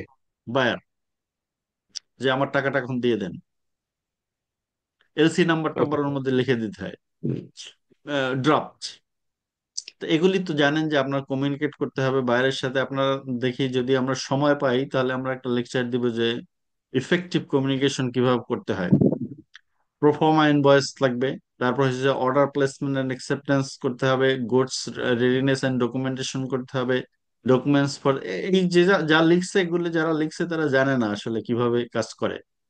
বিকেএমইএ এরা কিছু লোক চাকরি করে, তারা হয়তো লিখছে। তারপর হলো যে আপনার গুড রেডিনেস এন্ড ডকুমেন্টেশন। এই এই গুড রেডিনেস এন্ড ডকুমেন্টেশনে গিয়ে এইগুলি লাগবে, এতক্ষণ যা আগে বলে আসছে, ঠিক আছে, জি স্যার, লেডিং। জি স্যার। তারপর আপনার এখানে আবার লিখছে ডকুমেন্ট কি কি, ওই এই কি কি ডকুমেন্টস আপনি ব্যাংকে জমা দিবেন। ব্যাংকে জমা দেওয়ার অর্থ কি? ব্যাংকে জমা দেওয়ার অর্থ হলো যে এটা সিএনএফ এজেন্টের কাছেও যাবে, কারণ সিএনএফ এজেন্ট কি প্রোডাক্ট রিলিজ করে নিয়ে আসবে না, জি। ক্লিয়ারিং করবে অথবা ফরওয়ার্ডিং করবে, দুইটাই। আপনার ফরওয়ার্ডিং করতেও তাদের কাছে দিতে হবে, আর ক্লিয়ার করে নিয়ে আসতেও। মানে ফরওয়ার্ডিং মানে শিপে তুলে দিবে, আর ক্লিয়ারিং মানে হচ্ছে শিপ থেকে নিয়ে আসবে নামাই দিন। ইম্পোর্ট করতে। এই যে সব ডকুমেন্টস লাগবে তার মধ্যে এই যে commercial invoice, packing list, export manifest, সবসময় লাগে না এক্সপোর্ট ম্যানিফেস্টো, লেটার অফ ক্রেডিটের copy, packing list, certificate of origin, under duty drawback survey, এটা লাগবে না, এটা তো পাওয়া দিছে আবার, এটা অন্য আরেকটা জিনিস। জিনিস লাগে স্যার, এনওসি লাগে sir, bank NOC. Bank NOC লাগে না, এটা এটা বলছি এটা। এই যে ডিউটি ড্রব্যাক, এটা হলো যে আপনি র মেটেরিয়াল যে কিনছেন সেটার, সেটা যদি র মেটেরিয়ালস এর পেমেন্ট এটা বসিনের আগে,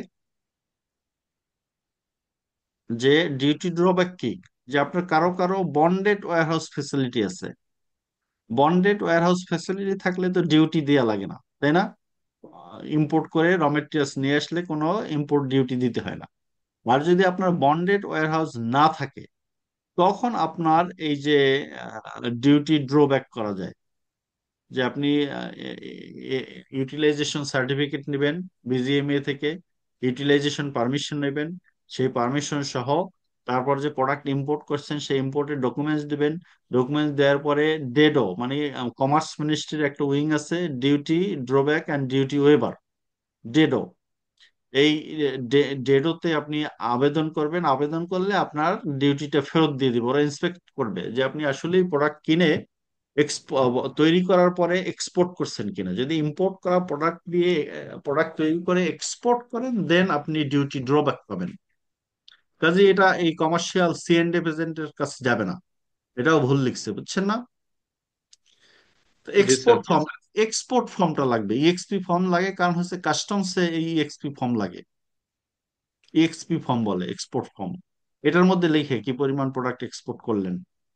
any other declarations documents required by the customs, এরপরে কাস্টমস অনেক ডকুমেন্ট চায়, সার্টিফিকেট চায়। Bill of export will be generated by the customs based on the above documents. এবার বিল অফ এক্সচেঞ্জ এক্সপোর্ট, এর bill of exchange আর export এক না। Bill of export মানে কি পরিমাণ এক্সপোর্ট করলেন সেটা একটা এখন কি অনলাইন সিস্টেমে করে, কারণ কি পরে ট্রেস করা যায়। যে ইএক্সপিও যারা এক্সপোর্ট করে সব ব্যাংক প্রথমে একটা ইনপুট দেয়, আবার কাস্টমস অথরিটি আরেকটা ইনপুট দেয়, সেই ইনপুটের সাথে না মেলা পর্যন্ত আপনার গরমিল থাকে, মিলতে হবে। ওই দুই ইনপুট যখন মিলবে তখন বলবে যে দি এক্সপোর্ট ইজ গুড, পারফেক্ট। সে যেটা এক্সপোর্ট করছে এবং সে যে পরিমাণ বিল আসছে সব ইকুয়াল। কাস্টমস ক্লিয়ারেন্স করতে হবে। ডকুমেন্টস ফরওয়ার্ড, এই ডকুমেন্টস ফরওয়ার্ড এটা হলো আপনার সিএনডি এজেন্টের কাছে এক কপি, আর এক কপি হলো যে ব্যাংকের মাধ্যমে পাঠাতে হবে। এবার হলো এই আরেকটা হলো বিলস নেগোসিয়েশন। নেগোসিয়েশন মনে আছে আমরা একটু আগে যেটা বললাম, নেগোসিয়েশন। নেগোসিয়েশন কি? এই যে নেগোশিয়েটিং ব্যাংক, এই যে ডকুমেন্টস তৈরি করে যে ব্যাংকের মাধ্যমে ইম্পোর্টারের ব্যাংকে পাঠাবে সেটাকে বলা হয় নেগোশিয়েটিং ব্যাংক। এখন ডকুমেন্টস নেগোসিয়েশন মানে হলো, বিলস নেগোসিয়েশন মানে হলো এই যে আপনি ডকুমেন্টস পাঠালেন, পাঠানোর পরে কি করে, পাঠানোর পরে আর এক সেকেন্ডও আপনার ই করে না, ওয়েট করে না, যে আমরা ডকুমেন্টস পাঠাইছি ভাই, যেহেতু এলসির এগেনস্ট পেমেন্ট, আমরা আমরা we will get the money soon from the importers bank, importer bank থেকে পেয়ে যাব। এখন আপনি আমাকে এই বিলটা নেন, এই যে পাঠালাম সেই ডকুমেন্টসটা দেখে আমাকে কি দেন, লোন দিয়ে দেন, আগে অ্যাডভান্স দিয়ে দেন। বিল নেগোসিয়েশন এটাকে বলা হয় বিল ডিসকাউন্টিংও বলে, কি বলে, বিল ডিসকাউন্টিং। ওই যে যারা কমার্শিয়ালে চাকরি করে তারা জানে যে আপনার প্রোডাক্ট এক্সপোর্ট করার পরে প্রোডাক্ট একেবারে ডকুমেন্টস পাঠানোর সাথে সাথেই ব্যাংকে বসে থাকে যে টাকাটা এখন আমাকে টাকা দিয়ে দেন, 90% দিয়ে দেন, 10% আপনার পরে সেটেল হবে, মানে discount. Bill discounting or bill negotiation, the exporter will have to negotiate the relevant export bill through authorized dealers। Have to, এখানে যে শব্দটা ব্যবহার করছে যে ভুয়া, হ্যাভ টু না, ইচ্ছা করলে যদি আপনার টাকা থাকে অ্যাভেলেবল তাহলে আপনি নেগোশিয়েট করতে যাবেন কেন? আপনি যখন টাকা পাবেন তখন আপনার ব্যাংক অ্যাকাউন্টে ঢুকবে। নেগোশিয়েট করার অর্থ হলো যে আপনি বিলটা ডিসকাউন্টে বিক্রি করলেন, ব্যাংক কিছু কমিশন রাখবে।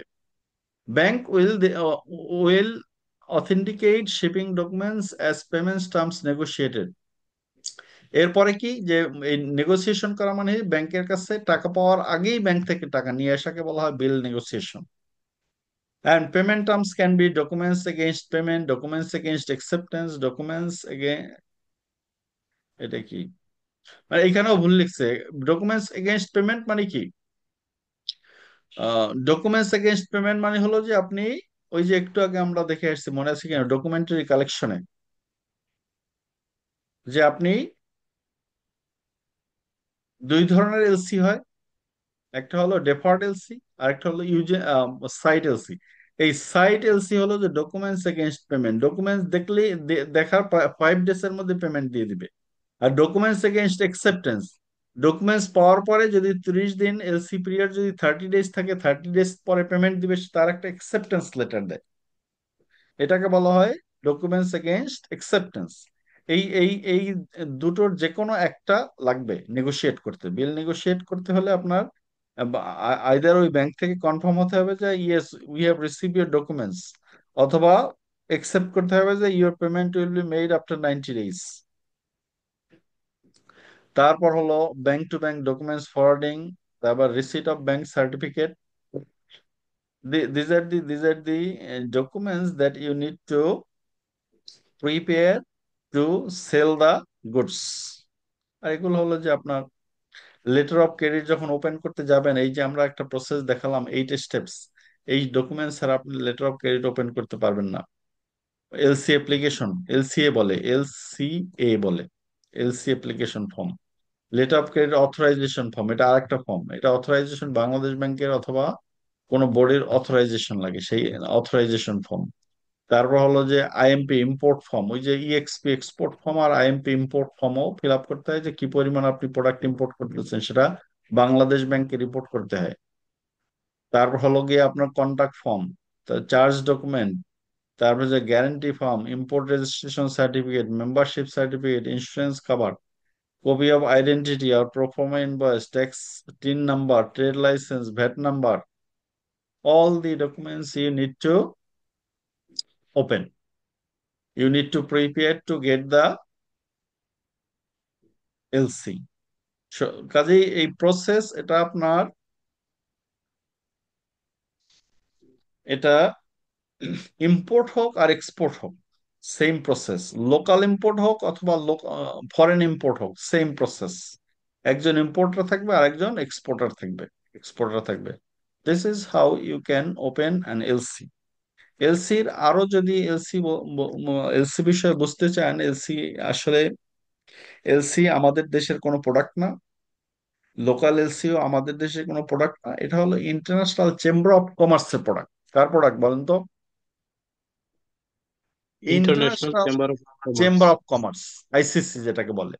আইসিসি এই এলসি হ্যান্ডেল করে, যে আপনি এলসি কিভাবে ওপেন করবেন, এলসির মধ্যে কি লিখতে পারবেন, এলসির মধ্যে কি লিখতে পারবেন না, এলসির ক্লাসিফিকেশন কি, এলসি কাকে বলে, এলসির কোনো সমস্যা হলে কিভাবে সমাধান হবে, এলসির এলসি ওপেন করার পরে যদি প্রোডাক্ট তৈরি করে না পাঠান তখন কি হবে, এলসি ওপেন করার পরে প্রোডাক্ট পাঠানোর পরে যদি পেমেন্ট না পান তাহলে কি হবে। এই সব বিষয়গুলি যেখানে লেখা আছে, আইসিসির একটা পাবলিকেশন আছে, সেটার নাম হলো UCP 600, uniform customs and practices 600। এই ইউসিপি 600-এ এই আর্টিকেল বা সেকশন বা প্যারাগ্রাফ আছে আপনার 39 আর্টিকেলস। এই 39 আর্টিকেলস এর বিভিন্ন ব্যাখ্যা এখানে দেয়া আছে, যেমন ICC international chamber of commerce publication number 600, UCP 600, এবং এই ইউসিপি 600 স্টিল রানিং, এটা চলে। এখানে বলছে এই যে অ্যাডভাইজিং ব্যাংক কাকে বলে, এখন সম্ভবত আপনি বুঝবেন হোয়াট ইজ অ্যাডভাইজিং ব্যাংক।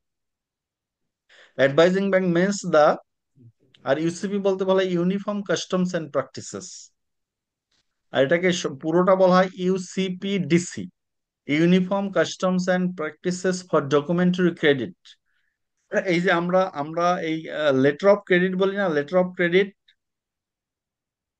এই লেটার অফ ক্রেডিট আসলে এই আইসিসি বলছে এটা লেটার অফ ক্রেডিট না, এটাকে বলতে হবে ডকুমেন্টারি ক্রেডিট। যদিও এলসি শব্দটা সারা বিশ্বে চলে, কিন্তু তারপর আইসি বলছে এটার নাম ডকুমেন্টারি ক্রেডিট, অথবা সংক্ষেপে এইখানে ব্যাখ্যা দিছে ক্রেডিট। ক্রেডিট মানে এলসি, এখানে যত জায়গায় ক্রেডিট লেখা দেখবেন এটা মানে এলসি, লেটার অফ ক্রেডিট, অথবা ডকুমেন্টারি ক্রেডিট, সেম থিং, একই কথা। এখন দেখেন যে এলসি এর মধ্যে বলছে যে অ্যাডভাইজিং ব্যাংক কি। অ্যাডভাইজিং ব্যাংক কার ব্যাংক বলেন তো?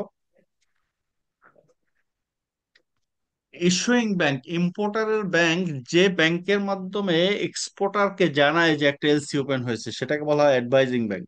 Means the bank that advises the credit. Advises the credit মানে কি? এই লেটার অফ ক্রেডিট আসছে সেটা জানায়, অ্যাডভাইস করে এক্সপোর্টারকে। Advises the credit at the request of the issuing bank. এই ইস্যুইং ব্যাংক রিকোয়েস্ট পাঠায়, সেটা অ্যাডভাইজিং ব্যাংক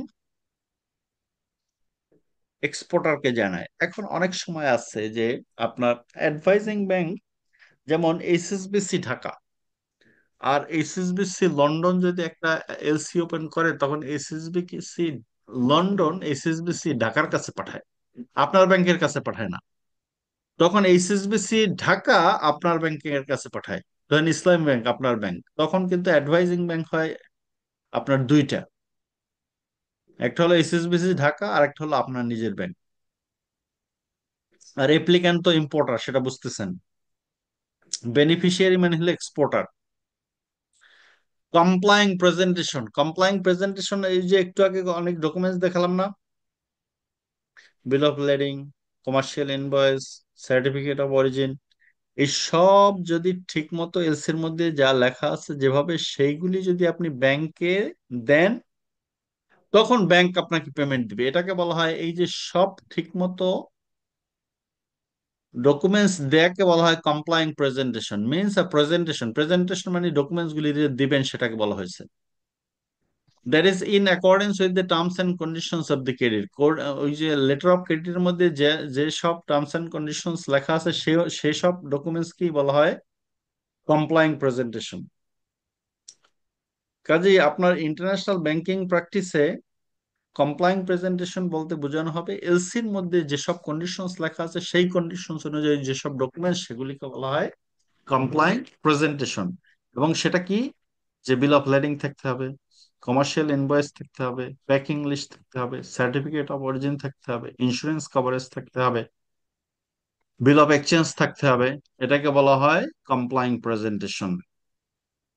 আর কনফার্মেশন কি, ওই একটু আগে বললাম যে একটা ব্যাংক আরেক ব্যাংকে বিশ্বাস করে না, তখন থার্ড আরেকটা ব্যাংক যদি বলে যে হ্যাঁ, ইস্যুইং ব্যাংক যদি না দেয় তাহলে আমি দিব, তখন confirming bank means a definite undertaking of the confirming bank in addition to of the issuing bank, in addition to that of the issuing bank এর তো আন্ডারটেকিং দিবেই, তার সাথে কনফার্মিং ব্যাংক আবার আন্ডারটেকিং দিবে, হ্যাঁ ইস্যুইং ব্যাংক যদি টাকা না দেয় আমি দিব, two honour or negotiate a কমপ্লাইং presentation. এই যে কমপ্লাইং প্রেজেন্টেশন না দিলে তো আপনার পেমেন্ট দিবে না। কমপ্লাইং প্রেজেন্টেশনটা কি তাহলে, সব ডকুমেন্টস ঠিক মতো ব্যাংকের কাছে পাঠানোকেই বলা হয় কমপ্লাইং প্রেজেন্টেশন। আপনারা আছেন নাকি নেই? স্যার এখানে যে একটা কোশ্চেন করি স্যার, যেখানে যে থার্ড ব্যাংকিং যেটা আসছে স্যার, যে গ্যারান্টি নিয়ে আসছে, ওর হ্যাঁ, বেনিফিটটা কি স্যার? ওকে ও ও ও কার কাছ থেকে বেনিফিটটা পাবে? ও ও বেনিফিট পাবে ইস্যুইং ব্যাংকের কাছ থেকে, কারণ না, ওরও ইস্যুইং এটা কি ব্যাংকে একেবারে বিশ্বাস বিজনেস? করে না। হ্যাঁ, ওর ফি নিবে, এর জন্য ফ্রি করবে না। যেমন ওকে। আমি যখন ব্যাংকে ছিলাম, তখন ওই 9/11-এর কাহিনী তখন তখন ছিল। তখন যেটা দেখলাম যে আপনার, আমরা যে এসএসবিসি $50 নিত, $50 শুধু কনফার্ম করে দিত, তাদের $50 তার ইনকাম হয়ে যায়। $50, $100, $250 এরকম চার্জ করে, যে স্যার কনফার্মেশন। কোনো কারণে যদি ফেল করে সেক্ষেত্রে কি হয়? কনসিকুয়েন্স হ্যাঁ, কনফার্মিং কনসিকুয়েন্স ব্যাংকে টাকা দিতে হবে। ফেল করলে কনফার্মিং ব্যাংকে টাকা দিতে হবে। তার মানে তার তো অনেক রিস্ক। হ্যাঁ, হেভি রিস্ক। কিন্তু মানে ইসলামী ব্যাংক আসলে তো ওই যে ওই সময় আসলে কি, ইসলামী ব্যাংক ছিল নাম্বার 1 ব্যাংক বাংলাদেশের। কাজেই তার তার পক্ষে আপনার একটা কনফার্মেশন দিতে কোনো ব্যাংকেরই কোনো সমস্যা হবে না, কারণ জানে যে এই ব্যাংক যদি আমরা টাকা দিবেই দিবে। হুম। ইসলামী ব্যাংকে কোনোদিন চেক জমা দিয়েছেন আর চেক টাকা দেয় না এমন কি কাহিনী ছিল তখন? এখন সমস্যা, এই যে পলিটিক্যাল ইউজের কারণে এখন সমস্যায় পড়তেও পারেন, যে বেশি টাকা দিলে এখন আর দিতে পারে না, তাই না? জি স্যার। জি স্যার। তাই ওই পরিস্থিতি তো 9/11 সেটা ছিল না। তারা ছিল নাম্বার 1 ব্যাংক বাংলাদেশের। কাজে কনফার্মিং ব্যাংক যখন আরেকটা ব্যাংক কনফার্ম করে, তখন বুঝে শুনেই করে।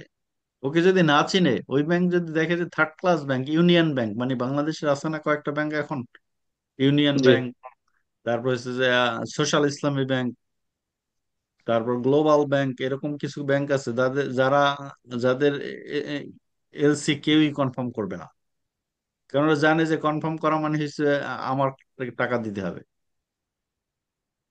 ঠিক আছে? জি স্যার। আর ক্রেডিট মানে হলো যে, credit means any arrangement however named or described it is irrevocable and thereby constitute, ওই যে লেটার অফ ক্রেডিটের সংজ্ঞা এখানে, ইরিভোকেবল মানে কোনো ভাবেই ক্যান্সেল করা যাবে না। সংশোধন করা যাবে না, ক্যান্সেল করা যাবে না।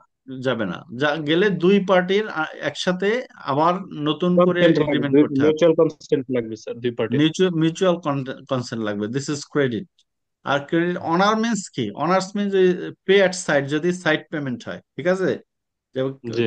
Pay at sight if the credit is available by sight payment. তারপরে যে টু ইনকার ডেফার্ড পেমেন্ট, ওই যে একটু আগে বললাম যে deferred LC. Pay at maturity, যখন 3 মাস 6 মাস 9 মাস পরে হবে তখন দিবে। To incur a deferred payment undertaking and pay at maturity if the credit is available by deferred payment. আর টু একসেপ্ট, এই যে বিল অফ এক্সচেঞ্জ, দেখছেন এটা ছাড়া কোনো এলসি হবে? পুরো আমাদের যে এটাকে বলা হয় যে বাইবেল অফ এলসি, এই ডকুমেন্টের নাম কি? Bible of LC. এর এর মধ্যে যা আছে কেউ কিছু না মানলে এলসি হবে না সেটা। To accept a bill of exchange, এই যে বিল অফ এক্সচেঞ্জ একসেপ্ট করতে হবে। Drawn by the beneficiary and pay at maturity if the credit is available by acceptance. যদি বিল অফ সাইড পেমেন্ট হলে তো সাথে সাথে দিয়ে দিবে, বিল অফ এক্সচেঞ্জ ড্রাফটের টাকা দিয়ে দিবে। আর যদি আপনার এই ডেফার্ড এলসি হয়, দুই ধরনের এলসি, এখানেই কিন্তু ক্লিয়ার হয়ে গেছে দুই ধরনের এলসি হয়, একটা সাইড এলসি আর একটা হলো ডেফার্ড এলসি। ডেফার্ড কে ইউজেন্স বলে, ইউএসএনসি, ইউজেন্স এলসিও বলে। ইউজেন্স। এখন আপনার এই যে two accept bill of exchange, এই বিল অফ এক্সচেঞ্জের টাকা আপনি যে চাইলেন সেটা সে একসেপ্ট করে নিবে, হ্যাঁ আপনার আপনার আপনার টাকা আমি 3 মাস পরে দিব, যদি ডেফার্ড এলসি হয়। আর ইস্যুইং ব্যাংক তো বুঝতেছেন, ইম্পোর্টারের ব্যাংক। নেগোসিয়েশন মিনস এই যে purchase by nominated bank of drafts. এই যে নেগোসিয়েশন মানে কি, আপনি ডকুমেন্টস পাঠানোর পরেই ব্যাংকে বলেন যে ভাই আমার টাকা পয়সা দেন, টাকা পয়সা নেই, এটার নামই নেগোসিয়েশন। আর নমিনেটেড ব্যাংক হলো যে ব্যাংকের মাধ্যমে পাঠাবেন সেটাকে নমিনেটেড ব্যাংকও বলে। Means the bank which the credit is available, bank in case of credit available within a bank. মানে যে ব্যাংকের কাছে আপনার এই এই এলসিটা আছে সেই nominated bank. Presentation presenter, presentation বুঝতেছেন আপনি, সব ডকুমেন্টস দিয়ে বলবেন যে আমার টাকা দেন, প্রেজেন্টেশন। আর এক্সপোর্ট লাইক এক্সপোর্টার। আর প্রেজেন্টার হলো বেনিফিশিয়ারি। ঠিক আছে, বেনিফিশিয়ারি কাকে বলে বলেন তো? বেনিফিশিয়ারি মানে হলো এক্সপোর্টার। এক্সপোর্টারকে আবার কি বলে? বেনিফিশিয়ারিও বলে। ঠিক, beneficiary. Alright. Who receives the beneficiary. হ্যাঁ। আর ক্রেডিট ভার্সেস কন্ট্রাক্ট, এই যে কন্ট্রাক্ট, কন্ট্রাক্ট কি? ওই যে পিআই আছে না, পিআই প্রফর্মা ইনভয়েস, এটা একটা contract. Proforma invoice is a contract. আর ক্রেডিট হলো লেটার অফ ক্রেডিট। তাহলে ক্রেডিট এবং কন্ট্রাক্ট এটা কি সেম নাকি ডিফারেন্ট? ডিফারেন্ট। টোটালি ডিফারেন্ট, এটাই বলছে। ঠিক আছে, good. A credit by its nature is a separate transaction from the sale or other contract. ওই সেল কন্ট্রাক্ট বলেন, আদার কন্ট্রাক্ট বলেন, সব থেকে আলাদা ক্রেডিট। এটা ব্যাংক, এক ব্যাংক পেমেন্টের আন্ডারটেকিং দেয়, ইস্যুইং ব্যাংক। কাজে এটা কন্ট্রাক্ট আর ক্রেডিট ইজ নট সেম। এখানে সেটা একটা আর্টিকেলে ব্যাখ্যা দিয়ে বুঝেছে। কারণ কি, অনেক সময় লেখা থাকে এলসির মধ্যে, আপনারা খেয়াল করছেন কিনা, লেখা থাকে যে PI is an integral part of the credit, তাই লেখা থাকে না? স্যার, এই ধরনের পিআই কিছু ইজ এ কি লেখা। Sir? PI, proforma invoice, is an হ্যাঁ, PI integral is a part of this LC. এটা ইন্টিগ্রাল। লেখা যাবে না, এটা লেখা যাবে না, এটা লেখা যাবে না। কারণ কি, আপনাকে লিখতে হবে প্রোডাক্টের দাম কত, প্রোডাক্টের আপনার shipment, port of shipment, port of discharge কোথায়, পার্ট পার্ট শিপমেন্ট অ্যালাউ কিনা, তারপর হচ্ছে কি আপনার এলসি ট্রান্সফারেবল কিনা, এগুলো সব লেখা থাকতে হবে। এগুলো কন্ট্রাক্টে থাকলে হবে না। কন্ট্রাক্ট আর ক্রেডিট দুইটা আলাদা জিনিস। এই ক্রেডিটের মধ্যে যেটা লেখা নাই, কন্ট্রাক্টে লেখা আছে, সেটা ক্রেডিটের পার্ট না। এইখানে বলছে সেপারেট, আলাদা সেকশন দিয়ে বলছে, দুইটা আলাদা জিনিস। ঠিক আছে। আর অ্যামেন্ডমেন্ট করতে হলে কি করলে, দুই পক্ষেরই একসাথে এগ্রি করতে হবে, আবার নতুন করে কন্ট্রাক্ট করতে হবে যে we are agree to amend the LC. দুই পক্ষের এক পক্ষ কোনোদিন এলসি অ্যামেন্ড করতে পারবে না। ঠিক আছে। তারপর হলো standard for examination of documents, ওই যে বললাম না 5 ব্যাংকিং ডেস এর মধ্যে করতে হবে, এটা হলো একটা স্ট্যান্ডার্ড। এই নমিনেটেড ব্যাংক অ্যাক্টিং এর নমিনেশন কন্ট্রোল, এখানে অনেক কিছু লেখা আছে। এটাকে আপনাকে যেটা করতে হবে যে আপনার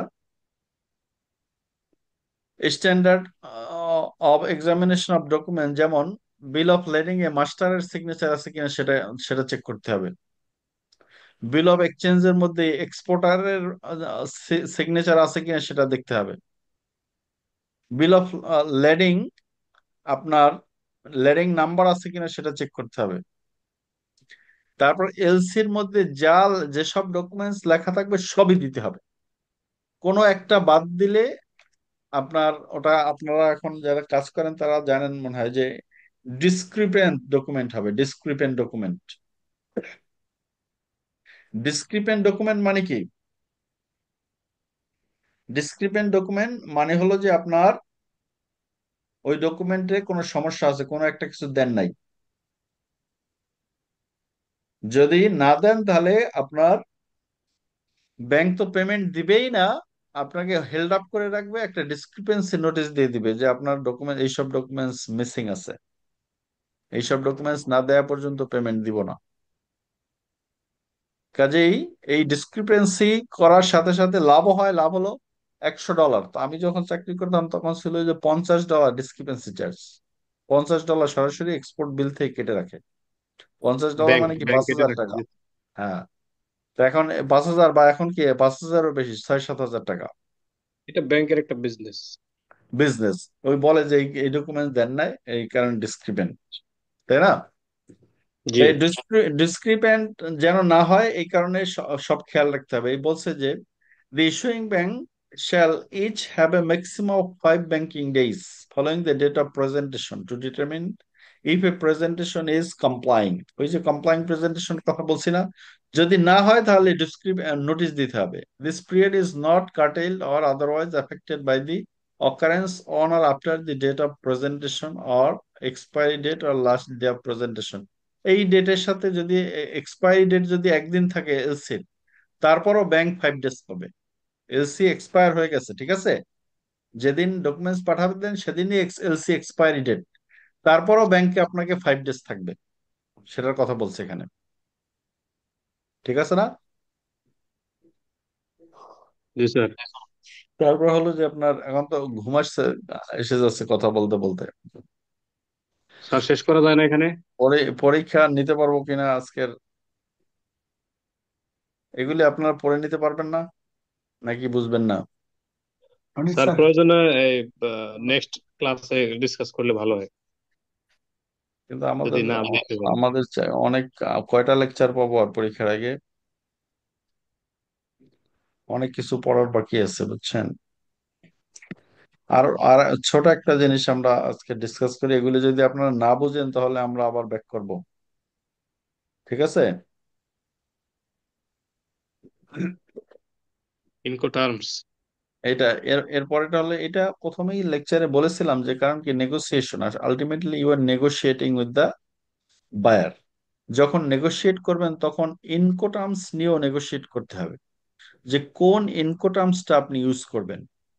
এই কি কি ইনকোটার্মস আছে সেটা দেখেন। ইনকোটার্মস 2020, এখানে আমাদের এখানে 11 ইনকোটার্মস আছে, 1 2 3 4 5 6 7 8 9 10 11 আছে না? এই 11 ইনকোটার্মস এর আমরা সাধারণত এফওবি নিয়ে ডিল করি, এফওবি, তাই না? Free on board. G sir. G sir, সবচেয়ে সুপরিচিত ইনকো টার্মস। হ্যাঁ, এখন আপনি যখন নেগোশিয়েট করবেন, তখন নেগোশিয়েট করার সময় আপনি যদি বলেন যে আমি আপনাকে প্রোডাক্টের প্রাইস এফওবি প্রাইস না। এফওবি প্রাইস মানে কি?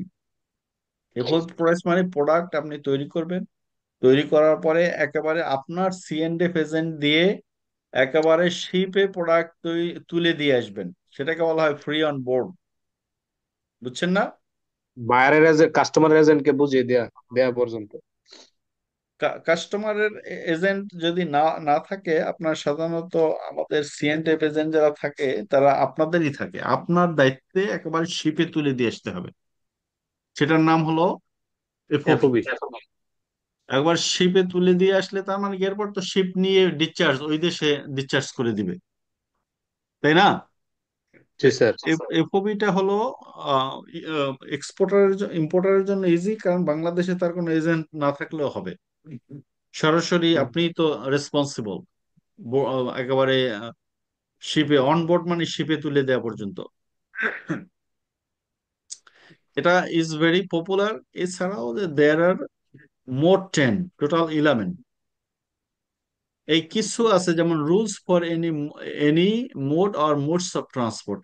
এই সব শব্দগুলি যে কোনো মোড যদি এয়ারে পাঠান, আপনি এই সব শব্দের যে কোনো একটা ব্যবহার করতে পারবেন। যদি লঞ্চে পাঠান, শিপে পাঠান, ট্রাকে পাঠান, অনেক আছে না বর্ডার শেয়ারিং হয় ল্যান্ড পোর্ট দিয়ে ইন্ডিয়ার সাথে, জি। ইন্ডিয়ার সাথে সেল করলে কিন্তু আপনি এফওবি লিখতে পারবেন না। কারণ কি, rules for sea and inland water ট্রান্সপোর্টের ক্ষেত্রে শুধুমাত্র এফওবি অ্যাপ্লিকেবল। এয়ারে পাঠালেও কিন্তু এফওবি লেখা যায় না, বুঝছেন? অনেকবারই লেখা লাগে স্যার। কাজে এটা এয়ারে যদি পাঠান তাহলেও কিন্তু আপনার এফওবি লেখা যাবে না। এফওবি হচ্ছে সি অ্যান্ড ইনল্যান্ড ওয়াটারওয়ে ট্রান্সপোর্টে যখন প্রোডাক্ট সেল করবেন তখন। ইন্ডিয়ায় পাঠালে এই এই চারটার যে কোনোটাই ব্যবহার করা যাবে না। কারণ ইন্ডিয়ায় আমরা কি ট্রাকে পাঠাই, বর্ডার শেয়ারিং আছে, ল্যান্ড পোর্ট, ওয়াটার ট্রান্সপোর্ট না, তাই না? জি স্যার। কাজেই আপনার ওয়াটার যদি হয়, ওয়াটার যেখানে অ্যাপ্লিকেবল সেখানে এই সব ব্যবহার করতে হবে। আরেকটা ভেরি শব্দ ইম্পর্টেন্ট আছে point. Multimodal transport. Multi মোডালে আবার কি দুইটা যে ইএক্স আপনার এইগুলির একটাও ব্যবহার করতে পারবেন না মাল্টি মোডালেও। কারণ কি, মাল্টি মোডালে কি এনি মোডস অফ ট্রান্সপোর্ট, সেখানে কি সিও থাকতে পারে, আবার ল্যান্ড পোর্টও থাকতে পারে, ল্যান্ড ট্রান্সপোর্টও থাকতে পারে, ল্যান্ড বর্ডারও থাকতে পারে। যে আপনি প্রথমে টার্কি নেবেন প্রোডাক্ট, টার্কি থেকে আপনি ওর পাশে কি আহ কোন দেশ, ইউরোপে ঢুকবেন, ল্যান্ড পোর্ট শেয়ারিং করতে পারবেন। সেক্ষেত্রে এগুলি ইউজ করা যাবে না, এখান থেকে যে কোনো একটা ইউজ করতে হবে। এখন দেখেন, যে কোনো মোড যেমন ইএক্সডাব্লিউ মানে কি, এক্স ওয়ার্কস বলতে বোঝানো হয় যে আপনি আপনি প্রোডাক্ট তৈরি করবেন, তৈরি করার পরে আপনার নিজস্ব গোডাউনে রাখবেন অথবা প্রিমিসের মধ্যে রাখবেন। আর importer is responsible to take the goods from your custody. আপনার কাস্টডি থেকে ইম্পোর্টার প্রোডাক্ট নিয়ে যাবে। যেমন আপনি ঢাকায় আপনার ফ্যাক্টরি, আপনি ঢাকা ফ্যাক্টরিতেই প্রোডাক্ট রাখবেন। এবার ঢাকা থেকে চিটাগাং নেবে, ইম্পোর্টার নিজের এজেন্ট খরচ দিয়ে নিবে। এখন এর সাথে কি কি জড়িত, কস্ট এবং রিস্ক জড়িত। যে এই এই এই প্রোডাক্টের কস্ট এবং রিস্ক কে বিয়ার করবে এখানে ইএক্সডব্লিউ তে? প্রোডাক্ট মানে ট্রান্সপোর্টেশন কস্ট আর ট্রান্সপোর্টেশন রিস্ক কে বিয়ার করবে? ইম্পোর্টার। কারণ কি, আপনার ইএক্সডব্লিউ যখন আপনি নেগোশিয়েট করে বলবেন যে প্রোডাক্ট প্রাইস ইজ $20, ইএক্সডব্লিউ প্রাইস, এক্সডব্লিউ প্রাইসের অর্থ হলো যে আপনি প্রোডাক্ট তৈরি করে আপনার ফ্যাক্টরিতে রাখবেন, আপনার ফ্যাক্টরি থেকে প্রোডাক্ট নিয়ে যাবে তারা। Have you got it? বুঝছেন কিনা? Yes sir, yes sir. তারপর এফসি, ফ্রি ক্যারিয়ার হলো যে আপনি আপনার ফ্যাক্টরি থেকে প্রোডাক্ট আপনার গোডাউনে রাখবেন, রাখার পরে শিপ পর্যন্ত পৌঁছে দেওয়ার জন্য, সে ফর এক্সাম্পল, যে খরচ, যে গাড়িতে শিপ নিয়ে যাবে সেই গাড়িতে তুলে দেওয়া পর্যন্ত আপনার দায়িত্ব। ক্যারিয়ারটাও ফ্রি, ঠিক আছে?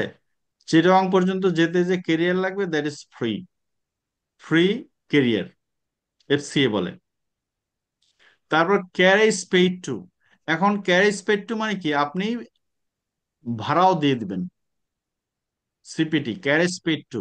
তার মানে কি, আপনার প্রোডাক্টের প্রাইস আস্তে আস্তে বাড়তেছে।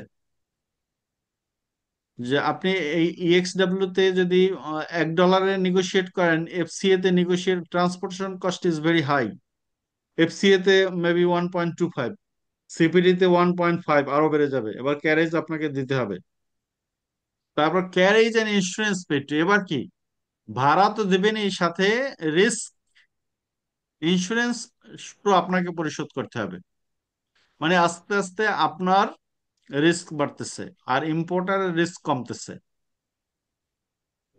তারপরে ডেলিভার্ড এট প্লেস। এবার কি, শুধু পরিশোধই করবেন না, একেবারে যেখানে যাওয়ার কথা, আমস্টারডামে যাওয়ার কথা, আমস্টারডামে প্রোডাক্ট একেবারে ডেলিভার্ড দিয়ে আসবেন। এটাকে বলা হয় ডিএপি, ডেলিভার্ড এট প্লেস।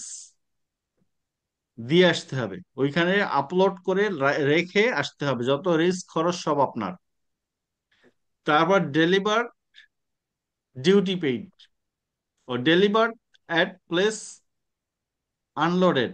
ও এইখানে এই এই যে ডিএপি তে, সরি ডিএপি তে আপনার আনলোড করা লাগবে না, এবার হয়েছে আনলোডও করে দিতে হবে আপনার দায়িত্বে। এখানে কি ওই পর্যন্ত পৌঁছে দিলেই হবে প্রোডাক্ট। এবার আপনার কেরিয়ার থেকে আনলোড করবে তো কারা? ইম্পোর্টার। আর এইখানে কি আনলোডও আপনি করে দিবেন। ডেলিভার্ড এট প্লেস তার মানে কি আপনাকে কিন্তু ইনকোটাম যখন ব্যবহার করবেন তখন কিন্তু সব ক্লিয়ার করে দিচ্ছে আপনার কি কি দায়িত্ব। তারপরে ডেলিভার ডিউটি পেইড, এবার কি শুধুমাত্র আনলোড করবেন না, ওই পর্যন্ত যেতে যত প্রকার খরচ আছে, যেমন পোর্টে গেল, পোর্ট থেকে আনলোড করে দিলেন, আনলোড করার পরে পোর্ট থেকে প্রোডাক্ট বের করতে হলে কি ডিউটি পে করতে হয় না? ইম্পোর্ট ডিউটি থাকে না প্রোডাক্টে? কাস্টমস ক্লিয়ারেন্স করে আসতে হয় না? এই যে ডেলিভার ডিউটি পেড, কাস্টমস ক্লিয়ারেন্সও করে দিতে হবে। এটা হচ্ছে কাস্টমস ক্লিয়ার আগে পর্যন্ত, এবার কাস্টমস ক্লিয়ারও আপনাকে করে দিতে হবে। ডেলিভার ডিউটি পেইড তার মানে কি এই প্রথমটা হলো যে আপনার ফ্যাক্টরিতে থেকে নেবে, আর শেষেরটা হলো ওর ফ্যাক্টরিতে অথবা সেলস সেন্টারে আপনাকে প্রোডাক্ট দিয়ে আসতে হবে। বুঝছেন কিনা? Have you got it? এইগুলি হলো যে আপনার এনি মোডস অফ ট্রান্সপোর্টে ইউজ করা যাবে। আর এই চারটা হলো শুধুমাত্র you can use in inland waterway transport. যেমন ফ্রি অ্যালংসাইড শিপ, শিপের কাছে দিয়ে আসবেন, শিপে তুলে দিবেন না। ফ্রি অন বোর্ড, শিপে তুলে দিতে হবে। শিপের খরচ, ইন্স্যুরেন্স এবং ফ্রেট আপনাকে পরিশোধ করতে হবে। কস্ট, ইন্স্যুরেন্স অ্যান্ড ফ্রেট, এবার কি সরি কস্ট অ্যান্ড ফ্রেট, আর এই সিএএফ এর ক্ষেত্রে ইন্স্যুরেন্স পরিশোধ করতে হবে, মানে রিস্ক, থার্ড পার্টি ইন্স্যুরেন্স কাভারেজও আপনাকে নিয়ে দিতে হবে। তার free alongside ship, free on board, cost and freight and cost, insurance and freight. তাহলে আজকের এখানেই শেষ করি। তারপর আরো যদি এখানে জানতে চান, এখানে ডিটেইলস আপনার ইনকোটার্মস এর ব্যাখ্যাটা আরো একটু সুন্দর করে এখানে দেয়া আছে, দেখে নিন। এই যে যেমন এখানে দেয়া আছে, তার মানে আপনাকে নেগোশিয়েট করার সময় if we sum up today's lecture, এখানে কিন্তু সব ইনকোটার্মস গুলো একবার ভালোভাবে ব্যাখ্যা দেয়া আছে, আপনারা এখান থেকে পড়ে নিতে পারবেন। ঠিক আছে? এখন if we sum up today's lecture, we have discussed about number one, negotiation for payment methods, and number two, negotiation for incoterms. Payment methods, আপনি পেমেন্ট মেথডস কোনটা চুজ করবেন সেটা আপনার সাথে এক্সপোর্টারের রিলেশনশিপ কেমন সেটার উপর নির্ভর করে। যদি if there is a very good relationship, তাহলে আপনি সমস্যায় পড়লে ক্যাশ ইন অ্যাডভান্স নেবেন, আর সে যদি সমস্যায় থাকে তাহলে আপনি নেবেন কনসাইনমেন্ট অথবা ওপেন অ্যাকাউন্ট। আর যদি সম্পর্ক খারাপ হয় তাহলে, মানে একজন আরেকজনকে চেনেন না, তাহলে LC is the best solution, letter of credit. কারণ কি এটা আপনিও, আপনার রিস্ক নেই, তারও রিস্ক নেই, ব্যাংকের রিস্ক। আর ব্যাংক কিভাবে রিস্ক কভার করবে সেটা ব্যাংকের কাজ। কারণ কি আপনি ব্যাংক থেকে যদি একটা এলসি ওপেন করতে চান, ব্যাংক কি আপনাকে এমনিতে এলসি ওপেন করে দিবে? বলবে আপনার বাড়িটা আগে আমার আমার ব্যাংকের নামে লিখে দেন, তারপর এলসি ওপেন করে দেবো, করবে না। কাজে ওটা ব্যাংকের কাজ, ব্যাংক বুঝে নিবে যে কিভাবে তার কাছ থেকে আদায় করবে। LC is the best method when there is a lack of trust. এখন আপনি যদি ক্যাশ ইন অ্যাডভান্স পেমেন্টে যান, তখন আপনি প্রোডাক্টের প্রাইস নেগোসিয়েশনের সময় কমাতে পারবেন। আর যদি আপনি কনসাইনমেন্টে যান, you will charge the highest profit, সবচেয়ে বেশি প্রোডাক্টের প্রাইস নেবেন, কারণ risk is very high, high risk high payment high return. এরপরে দ্বিতীয় যে বিষয়টা কথা বলেছি, নেগোসিয়েশন অফ ইনকোটার্মস। এখন ইনকোটার্মস নেগোসিয়েশন করতে গিয়ে আপনাকে দেখতে হবে যে ইনকোটার্মস যদি ইএক্সডাব্লিউ নেন, তাহলে আপনাকে সবচেয়ে কম প্রাইস চার্জ করতে পারবেন। কারণ কি ইএক্সডাব্লিউ হলো গুডস রেডি আপনার করে ফ্যাক্টরি আপনার ফ্যাক্টরিতে রাখবেন, নো ট্রান্সপোর্টেশন, রাখা, বাইরে নিয়ে যাবে। নো লেবার কস্ট, লেবার বলতে ট্রান্সপোর্ট করতে যে লেবার লাগবে, labour cost, no insurance, cost, insurance both আর bear by the importer. Importer. আর যদি ডিডিপি চয়েস করেন তাহলে একেবারে ডেলিভার ডিউটি পেইড করে দিয়ে আসতে হবে, পুরো তার বাড়িতে পৌঁছে দিয়ে আসতে হবে। আর যদি সিআইএফ আর ডিডিপি অলমোস্ট সেম, কিন্তু যদি পানি হয়, পানির ক্ষেত্রে ডিডিপি হবে না, পানির ক্ষেত্রে আপনাকে টার্মটা ইউজ করতে হবে CIF, cost insurance and trace. কাজে এখান থেকে যতই এদিকে যাবেন ততই কিন্তু আপনার প্রোডাক্টের প্রাইস বাড়াতে হবে নেগোসিয়েশন করার সময়। ঠিক আছে, যদি সে ইএক্সআর তে রাজি হয় তাহলে $1, আর সে যদি সিএএফ এ রাজি হয় অথবা ডিডিপি তে রাজি হয় তাহলে $2। কারণ কি, delivery cost and insurance is equivalent to manufacturing cost, almost same. So negotiation করার সময় আপনাকে কিন্তু এইসব বিষয়ে জানতে হবে। This are very important for the merchandisers. এবং জি এখানে স্যার। এখানে আরো আপনার এইসব শব্দগুলি আরো ভালোভাবে ব্যাখ্যা দিচ্ছে, এগুলি পড়বেন। আপনাদের নেক্সট ক্লাসে একটা সিটি সিটি এক্সাম নিব, এই যে এলসি পেমেন্ট মেথডস আর ইনকোটার্মস এর উপরে, ঠিক আছে? ক্লাস টেস্ট হবে, আর ক্লাস টেস্টের কথাটা পরীক্ষা যেদিন হবে তার আগের দিন আমাকে একটু ইনফর্ম করবেন, হোয়াটসঅ্যাপে বলবেন স্যার আমাদের কালকে একটা সিটি আছে, ঠিক আছে? জি স্যার। Okay, thank you. তাহলে আজকে শেষ করে দিই, সবাই টায়ার্ড, স্যার আপনারা ক্লাস, অফিস স্যার ক্লাসটা কি রেকর্ড হয়েছে স্যার? রেকর্ড হয়েছে, হ্যাঁ। তো লিঙ্কটা দিয়ে দিলে ভালো হ্যাঁ, হতো স্যার। আপনাদের শেয়ার করে দিব।